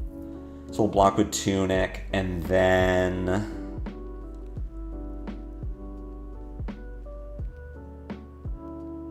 give the Tunic, go to 1. Do I need to go to 1? Because again, I'm effectively at 5 here. So I could say no block. I could block with Grasp so that she can't just +1 it. Go to 5. We get to Burn Up Shock. Funnel gets a card. Scar gets 2 cards, maybe, if she doesn't have Fate. And then Scorpio gets Tunic.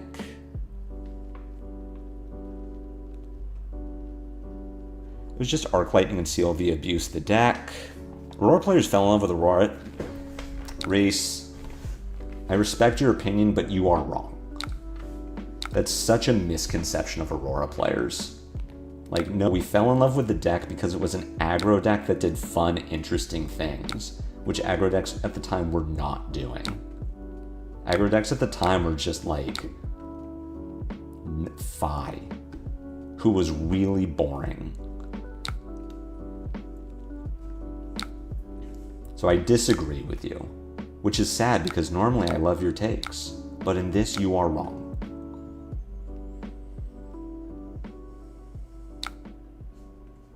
Please give me a whole ass card. Ideally she could keep her fun cards but not be broken with 2 or 3 cost CLV, 1 cost Arc Lightning, etc. They honestly could have just given her Serenade and it would have been a fun, interesting card. I think there are ways to... Yeah, Nicola, having watched more drafts, though, I know I need to get back into it. Acilio is very strong, and you need to have a plan for him, but there are ways to beat him. There's Brush Off. There's Calm Veil of Volthaven. Like, prevention matters, and you have to draft it. It's eating your vegetables, unfortunately. Like, you do need to eat your veggies in this format. Just wish they'd banned Flicker Wisp and we would have kept Aurora longer. Yeah. No, absolutely.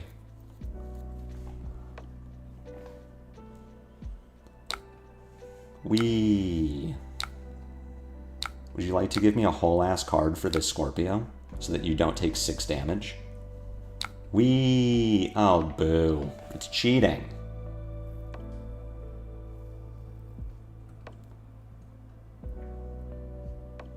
You have yellows. You have 1 yellow. Wish they had just banned Flicker Wisp and we would have kept Aurora longer. I think a lot of people wish that. I think a lot of people wish that was the case. Is this hand good?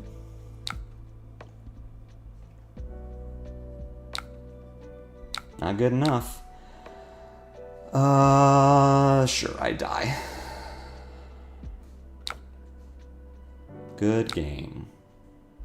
Think they will eventually unban Serenade? Serenade will probably be the card we get back when they decide that Aurora has sucked for long enough.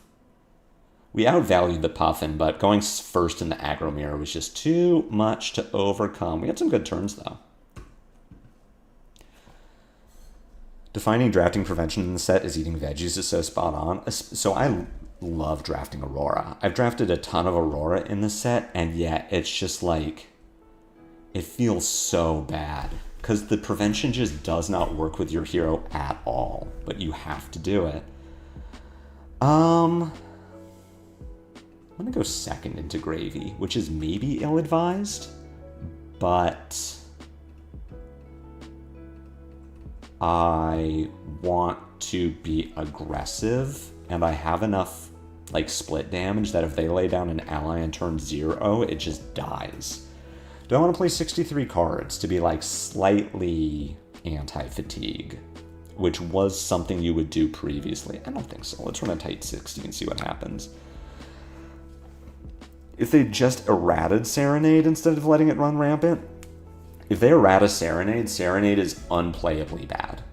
Like, I've heard people say this, and I know they continue to swear that Serenade was a misprint and is not a conspiracy theory. Serenade, as intended, is a dog shit card. It is so incredibly bad that you just can't play it. 4, I guess we block with these. I want Path of Same Ends. Like, they're doing this to make a gold, which is fine. I guess I could block like this, take 1, they get a gold, and I don't give them the free discard outlet. Was the Puffin you just played? Yeah, GG doused. I think that the game was... You drew really well, and I went first. Like, if one of those two things doesn't happen, I think I beat you. But the fact that you went second and had a good draw, it was just, like, too hard for me to overcome. You said in one of your videos that Aurora feels more like Viserai. Can you elaborate on that? It isn't that she feels like Viserai, it's that they want her to be Viserai. Like, the way that they have built this hero feels like they're giving her the tools to be Viserai. They want her to be, like, more of a lightning rune blade. And... Or at least they're like, letting her do that. They're letting her play non-attack actions. The problem is... she still just fucking sucks. Like, the problem with that is... with her being lightning, like Viserai, is she still just gets fatigued. I think this turn plays itself. We just do Flittering Press, Gravy, Flittering the Sawbones, Arsenal, Arc Lightning. We cannot go wide enough to kill the Sawbones by just pinging it. Yeah. Serenade was either nuts or terrible, so either way there was something up with it. I think I guess I don't think that Serenade was a problem. It was more of the timing. Like, Aurora was just so good. She didn't need an aggro deck. It was the KO thing of, like, why did you give the top performing deck an armory deck? Flittering the Sawbones. Yeah, this is just 81. 2, destroy this untapped target ally, destroy it. Okay, this is literal null rune, or like, I guess you can do a cool, like, double rigor line with a Vasti.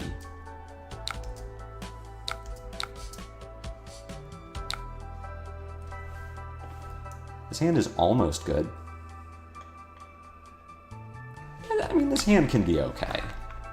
If I go lower on life, or if they take the damage...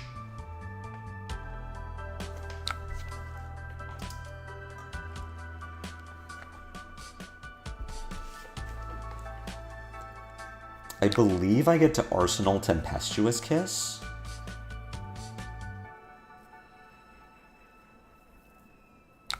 Though our opponent's draw here is pretty good. Aurora players got their hero back a lot more than old Prism or Chain players did. Okay. I would argue that none of those players got their hero back. Like, this doesn't have to be Oppression Olympics. We can just agree LSS is screwing all of us. It's like making the argument that Aurora players shouldn't complain about the hero because of Lexi and Icelander players still waiting. We can just say that all of us are suffering in some way. Our opponent is just, like, really drawing the nuts here. But hey, our Scar's going to be online.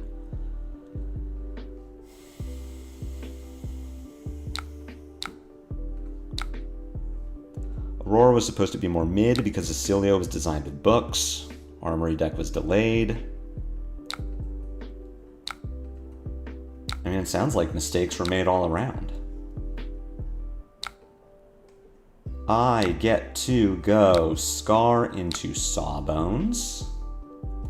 Into send 13 damage at Gravy.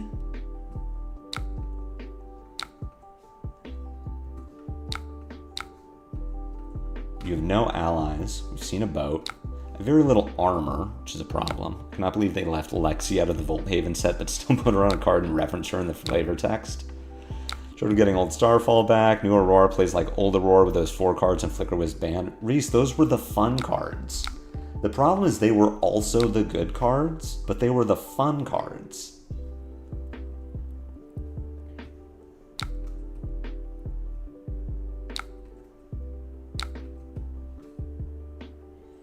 And it wasn't that they were fun because they were good. I mean, that was part of it. But, like, correctly using your Somersault and CLV was skill intensive. 80% of the player base can just play a CLV and have it be, like, okay. But it took matchup knowledge, it took skill in, like, how do you deploy them at the best time? How do you keep your CLV around for 3 turn cycles? How do you... Are you supposed to be using your Somersault for 6 defensively? Are you supposed to be using it for 4 offensively? It changes based on the matchup. It changes based on the board state. Ziggy is the thief of Aurora's joy. I think Acilio and Ziggy both use Channel Lightning Valley in a way that Aurora could never have it. Yeah, Ziggy is definitely the thief of Somersault. That's for sure.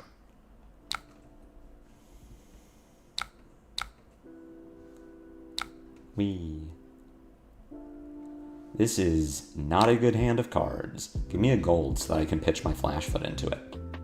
Shit. You know what this hand does really well is it blocks 6 and then sends damage at Gravy. This is a Kiss that I can't really get value out of, so we just go block. I mean, I can go Fry, Embodiment, Snap.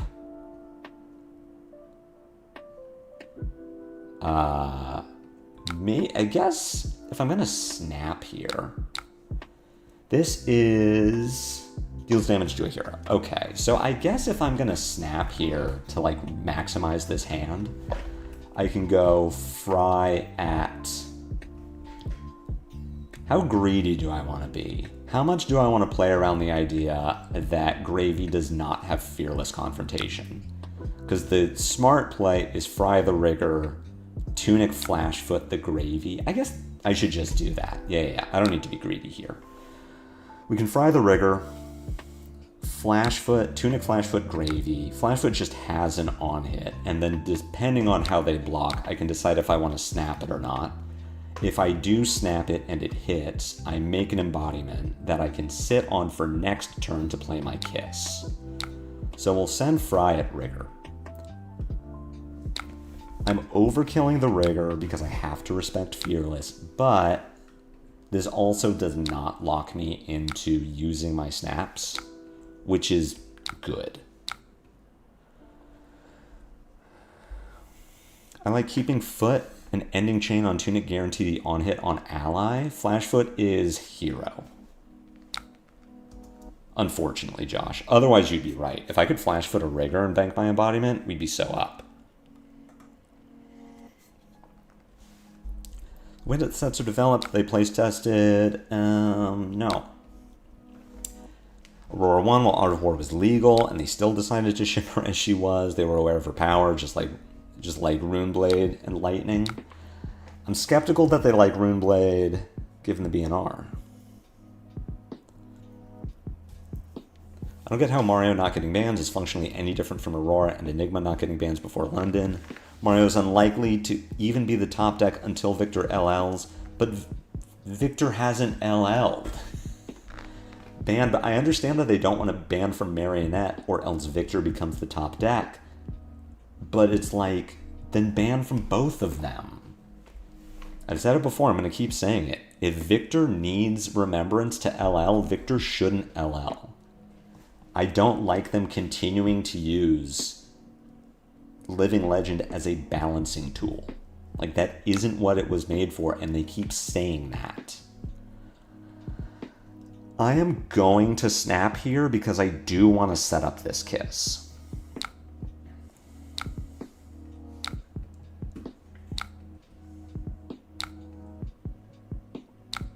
Make my embodiment. I get to Scorpio.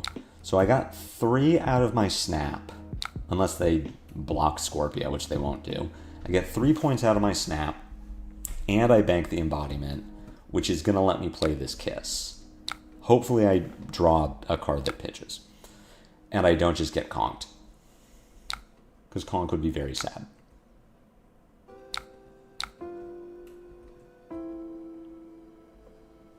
Huh.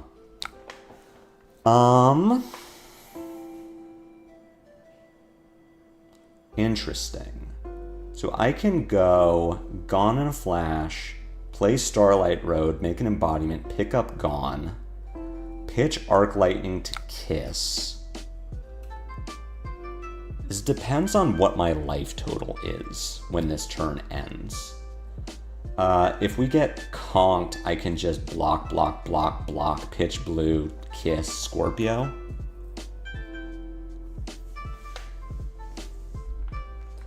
That's what I'm saying. Just ban from both of them. Bring both the top decks down. I don't know why we have to let Victor LL just because, like, we don't want to ban a thing. We don't want to touch the hero before he LL. Why not? LSS is already showing a commitment to bringing up these heroes that have been memes forever. Like, if Victor just falls to Bravo territory, or let's not say Bravo because I actually haven't given Bravo buffs. If Victor falls to Betsy territory, eventually Victor will get a card and then he just rolls his way into LL. Or he sneaks a few wins every Pro Quest and RTN season and eventually LLs like KO did. Like, or Dash IE. Like, heroes are allowed to just kind of sit for a little bit.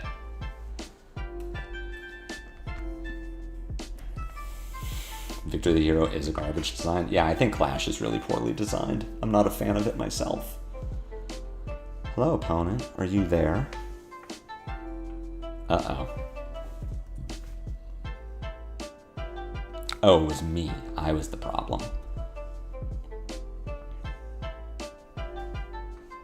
Give him a sorry.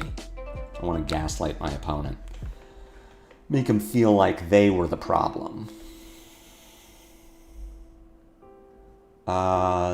Okay. Like, Rum, are you gonna, like, ally from hand? Okay. Okay.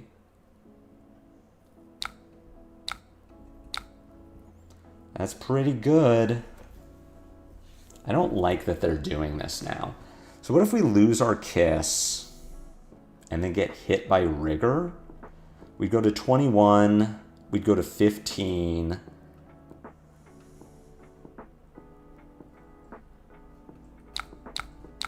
Alternatively, we block 7, keep the kiss, they roll out the Rigor, I get to go kiss at face, give me cards. You just pitched a Fearless. And then Scorpio Rigor. I think that's what I'm supposed to do. Otherwise, I go to 21, I go to 15, I go Gone, Starlight for embodiment, Gone, Scar, Scorpio.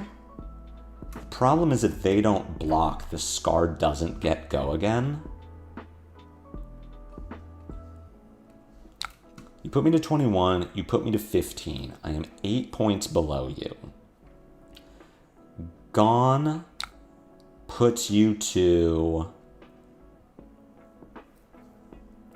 19. Gone puts you to 15. So if they take full damage from both Gones, I cannot also Scar. If they block the Gone at all, then I get to go Gone, Gone, Scar, Scorpio. Arsenal Arc Lightning. Oh, that's such an interesting question. Or I just do this. Rigor puts me to 22. I go Kiss Face, Scorpio. You don't have allies in the graveyard.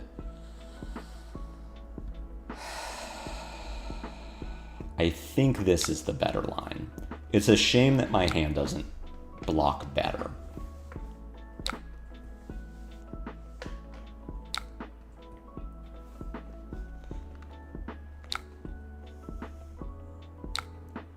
I feel like this Gravy player is pretty good. Oh, forgot about the ley line. Maybe this turn... I'd be at 12. 12 is pretty low.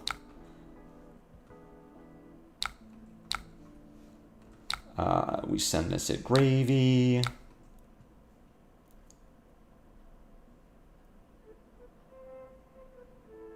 Found a more red line deck list for Aurora that looks interesting. I do want to build out red line at some point. Red line, I think, does play quick succession. And is a little more interesting in that regard. Like, you're playing your Scars, you're playing more of the attacks that people were telling me to put in this list, but your ceiling is lower because you're not playing Tempestuous Kiss. So you don't have your, like, cool play. It still just dies to fatigue. Like, it dies to anything with AB1 and some blues. Screw Riches, what an awful design. Yeah. You don't like paying $400 for your generic gem that, like, every pirate wants. Victor, Kasai, Prism, Bolton, Aurora, apparently.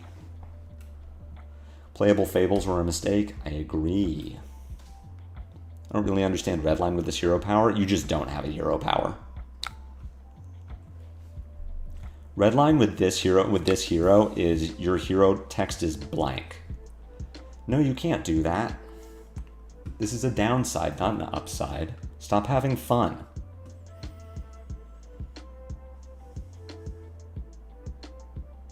Maybe I should have thought of... I still think that this line was... that blocking the CNC was right. If I tried NIMBY yet, it felt like the only thing making the deck playable for me. I haven't tried NIMBY in this version, but in Redline, I think I would play NIMBY.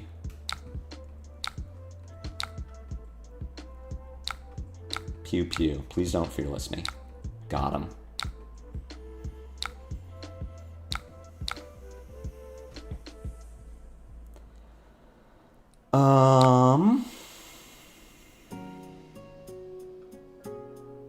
This is what I thought would happen to Gravy with Twamp Kiss. I'm probably just never blocking it. Yeah.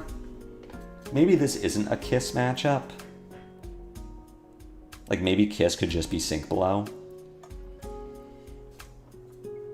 And then I guess that CNC is still really brutal, but maybe I have better play into the Conquerors. So far, Gravy is doesn't have a ton going on.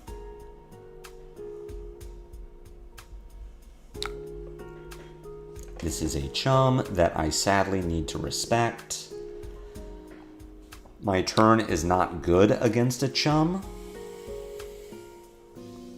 If I just take 4 and then go Fry, Pitch to Quickstep, Arsenal, Sigil.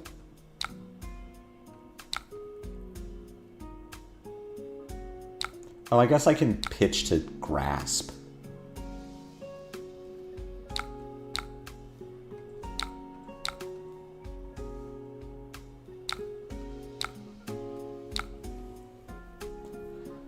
The LL system will almost assuredly need to change in the next few years. Either that or the balancing philosophy needs to change. I agree with all of these points. Quick step. Yeah, damage to a hero. Okay. So this is just me killing Chum and having kind of a shitty turn because I didn't draw a 0 for 4. Otherwise, this turn would have been kind of okay.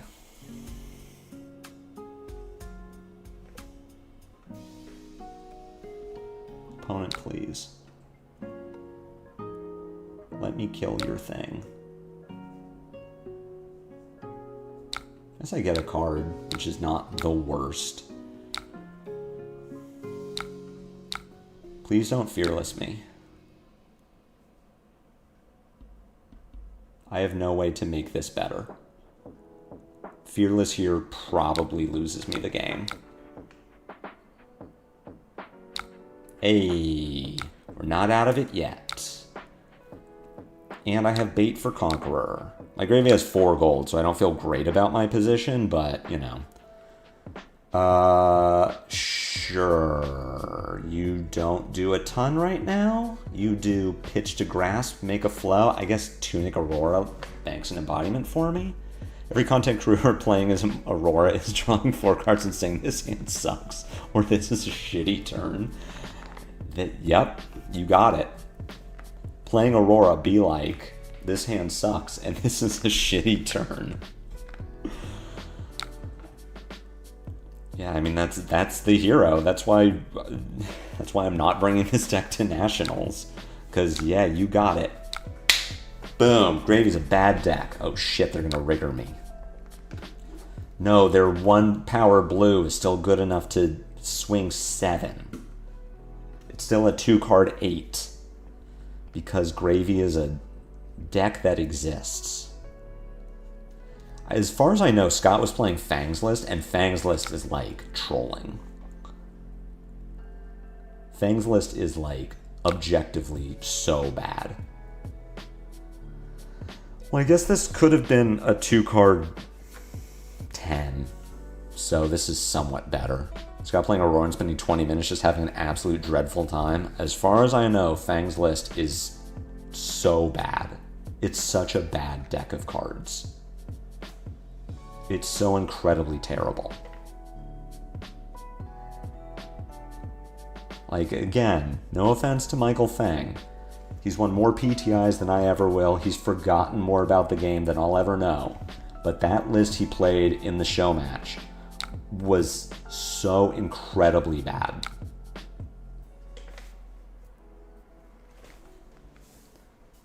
Interesting. I thought this card was a meme in Gravy, especially now. I don't know.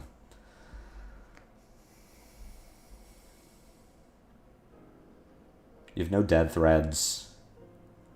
Sightless looks cool though, Brandon. It really doesn't. It's playing some cards that you think are neat, but it is a bad deck of cards. Yeah, we take the damage.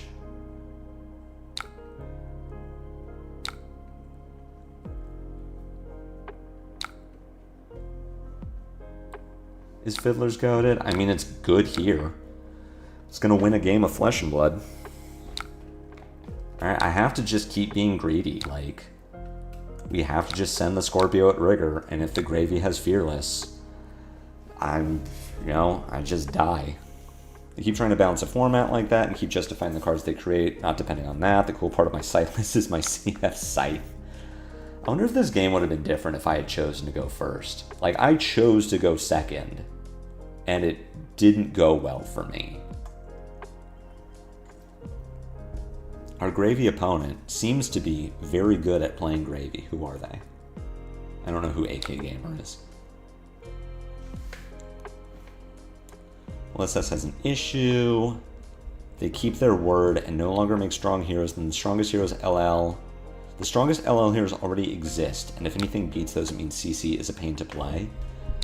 I mean, you can just make CC a lower power level. I wanted to go second because I wanted to be aggressive, and I figured that if the Gravy was going to run out allies for me to kill, then I'm just happy about it. Like, ultimately, this is an aggro mirror with how gravies are built. So my thought was, be aggressive. Like, I want to go second in aggro mirrors. But they were very aggressive turn 1. Like, skipped an arsenal, ran out of sawbones. Going second is never good. Never let gravy go first. God, those matchups feel so bad. When my hero that actively wants to go second just can't, because the other hero is so much better at going first.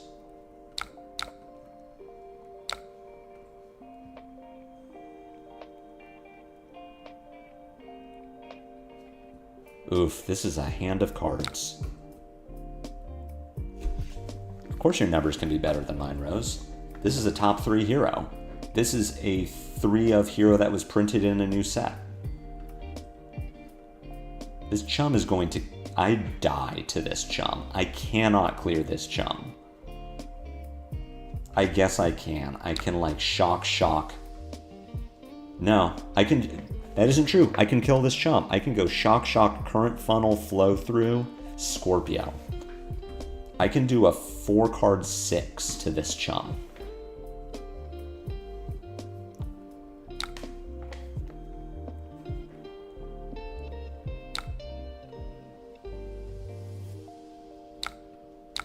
I mean, I gotta give Grasp here. Should I just I'm almost done with the stream. I was gonna say, should I just concede and go next? Because this hand cannot win a game of Flesh and Blood against Gravy Bones Shipwrecked Looter.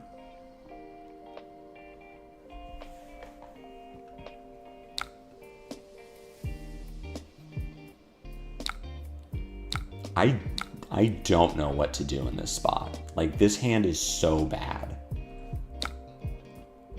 I'm gonna block, I burn up. I mean, we play to our outs.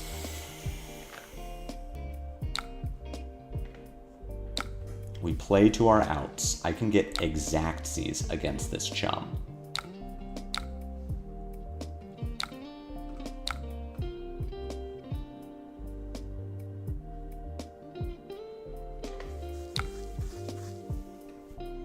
Add another to the Aurora quote pile. This hand cannot win a game of Flesh and Blood. This hand. This is a 4-card 6 against chum. I'm just gonna keep showing my opponent how bad my hand is. Then we'll both know. Okay. Now we get to current funnel the chum. Yep. And of course we absorb our embodiment. Okay. And then I Scorpio the chum. Okay. But I'm gonna make a lightning flow. So remember that.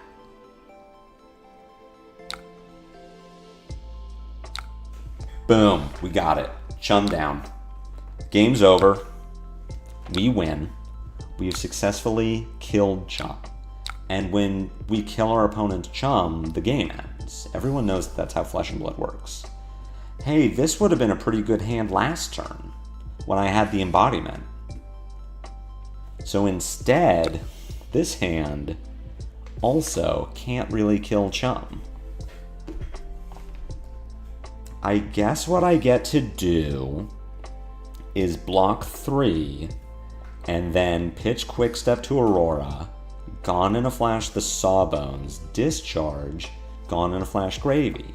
So when the Gravy's only game action is play Sawbones and attack for 3, now we're winning. Yeah, you're right, Eric. I should have been more clear. Like, obviously I'm memeing. That hand was really good. Like, if it didn't make a flow, that hand would have been really bad because this is a bad hero. But because it made a flow, this hand is actually really good. Don't feel bad, Gravy is a strong deck. No, Volturnos, we beat the Rhinar. And the second Rhinar even used armor. So that was a real win. It's okay, our opponent's gonna Whaler me, and we're still, like, barely gonna win. We're barely gonna be able to... Actually, no. They found a back alley break line. No, if they Whaler for 11, I go... I have to block 6. I go to 2. I go Discharge Gone on the Whaler, and if they find the Fearless that they have pitched one, but they haven't found either of the others, we don't win. Okay, 2 action points.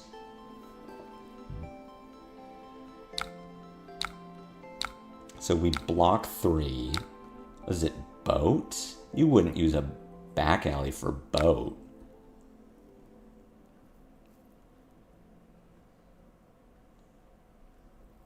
Okay. But you have played the Sawbones from Graveyard, so you don't get Compass. So you're just running out an Anka? Which I can clear both allies. I can send 11 damage at 5 health because I have to, and then continue to die. Opponent, please. I respect that you are trying to play this game the best that you can, but I'm so fucking dead. Okay.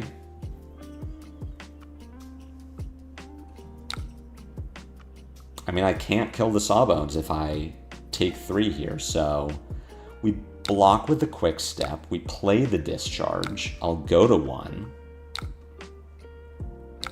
show you my Gone in a Flash, so that you don't, draw a card, I guess. I'll kill the Sawbones. Opponent, please kill me. This game was over apparently from turn 1, but I also contend, just as in previous games, if I had gone first, I would still be losing. Please kill me.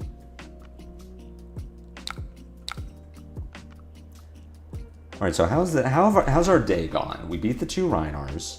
We lost to a Marionette, which, to be fair, I did misplay, but we still would have lost. They had 3 Savor Bloodsheds in the first 4 turns of the game.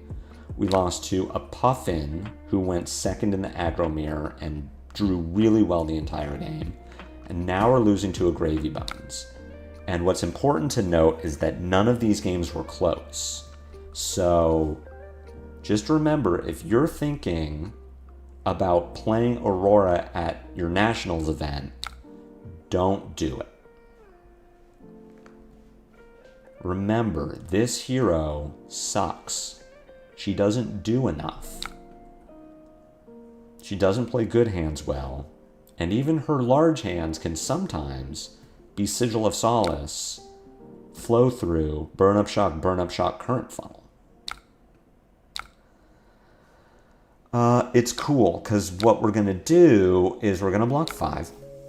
Gravy's turn is going to end, and then we're going to throw Flow State at the Anka, Sigil of Solace go to 4, make an Embodiment, Arsenal to Discharge, and then when the Gravy just passes with a 5-card hand, then we're going to be able to start throwing some real hands.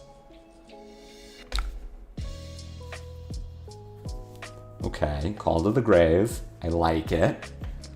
I like what we're doing. You're going to find the 3rd Conqueror just to get it out of your deck. Respectable.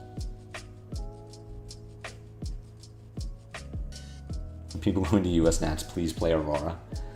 You're right, Rose. We're going to bait them into playing Chum, or playing Aurora and then getting beaten up by Gravy. It's only the good Gravy players that'll kill you. Just remember that.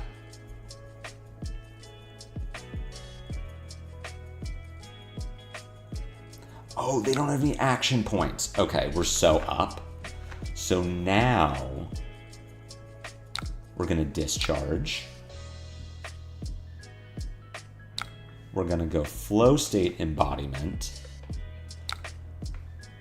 We're going to throw it at the Chum. Why do we have a Sigil in Arsenal and not a Gone in a Flash? Didn't I have to use the Gone in a Flash? Yeah, I had to kill an ally.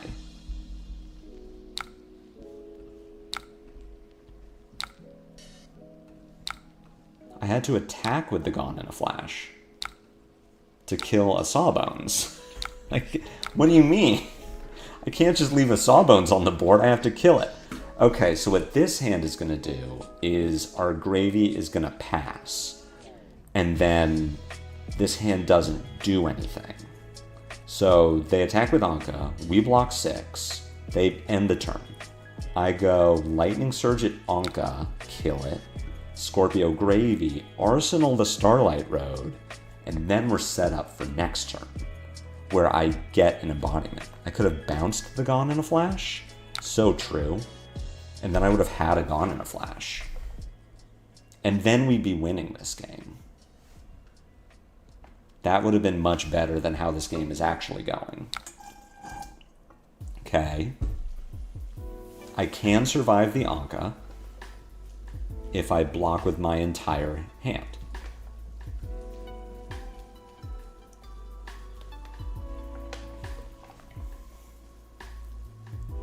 Would this game have changed at all if I had that Gone in a Flash? Okay. We'll block 3. Would have been the difference maker. No, I mean, I'm not like intentionally trying to throw the game.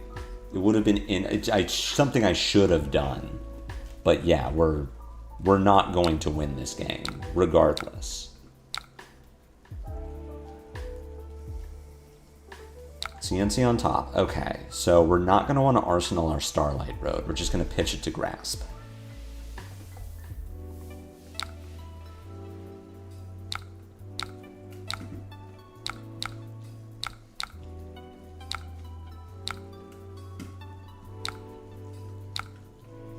Damn, we were close. That was a really close game. I think we were almost there. We were almost there to beating the Gravy. Good game? Sure. Okay, opponent, if you say so. I don't know if throwing the good game there was... is that in bad taste?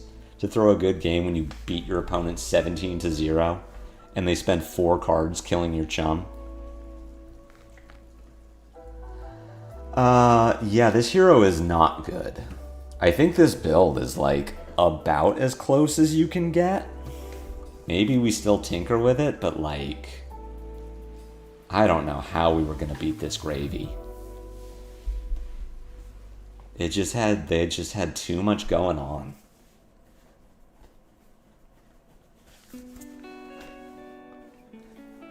I don't feel like offering the good, so maybe this is me. And like, not even in this context of this was not a good game. I feel like it is in bad taste to say good game if you win. Or at least to offer the good game. Like, say it if you and I are playing a game and I win. If you say good game, I'll say good game back, of course. But to me, it feels like bad taste if I win and then I offer good game. Because it's like, I don't know. You might be in a bad mood. Maybe you're salty about it. Did I try Redline Aurora? I have not tried Redline Aurora yet. I think she might be better against Gravy because you just have like more attacks in your deck. You have more reds, so you are capable of offering more damage. That's certainly possible. So this was the deck we played. Like, the results are bad.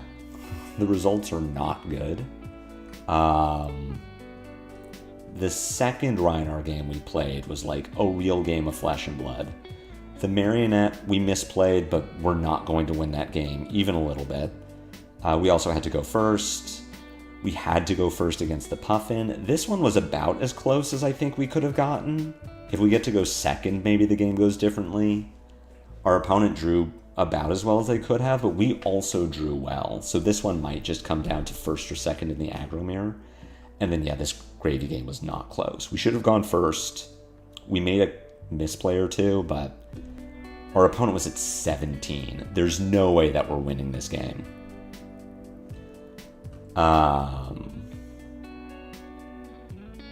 it is the equivalent of a handshake or knuckle touch after a game for sportsmanship. I still just feel, I understand why you give a good game. I just feel like I don't want to assume that my opponent is in a position to give a good game. Like, if they didn't think the game was good, I don't want to rub salt in the wound. Why do I need to, like, I already got my win. At that point, me being a sportsman is just making myself feel better. Like, me offering the good game to be a good sport in a game that I won is just me, like, congratulating myself for being a good sport. My reward is I won the game. So that's how I feel about the preemptive good game. If you win. If you lose, you like give a good game. That's good sportsmanship. It's like, hey, no hard feelings. It was a good game. We played it out. Like, you got me. But yeah, if my opponent doesn't feel like it was a good game and I beat them, I don't want to say good game. Yeah, Nathan, I agree. Loser sends GG first.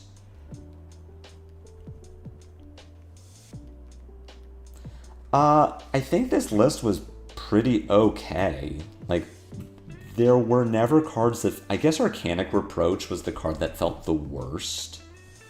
It is an instant. It works with Flittering Charge. It works with Flow State Embodiment. This could probably be Sigil of Voltaris and have the same... Like, get more value. You get your 2 Arcane instead of 1 out of Reproach. But the 3 block is very relevant. Like, Current Funnel felt great. Starlight Road felt great. Flow Through felt great. Voltaris feels like a necessary evil. I was never happy when I saw this card, but I feel like in longer games or in closer games, having the Lightning Flow can be relevant. Scar felt fine. Path, Second Strike. The Sigils felt okay. I could see cutting these for more attacks. Everything that we tried, but we never got a Fatigue match or like a mid-rangey one, so I never tried Strike, Storm Shard, Remembrance, or Ominous. But I feel like this list was pretty close. Everything felt okay. I'm not going to assign malice to someone beating me and saying GG. I'm not saying that you're malicious if you give the GG and you won. I'm just saying, like, don't give a GG. My thought is don't give a GG. Yeah, I'm going to call it. Thank you all for hanging out. Probably do Aurora again next Friday, and we'll try building out a red line list. And just see how that feels, if, like, Acroslop Aurora feels any better. Like, this list didn't feel bad, it just didn't feel like enough. She didn't do enough. I felt like I needed more from her. Like, Tempestuous Kiss felt a hell of a lot worse than Felling of the Crown. But thank you all for hanging out. Good luck in your pre-releases this weekend. I'll be back on Monday, 2 p.m. Pacific. I don't know what I'll be playing. Something. Maybe this deck again. I don't know. But thank you all for hanging out. Appreciate y'all being here. Have a great weekend. I'll see you next week. Until then, take care.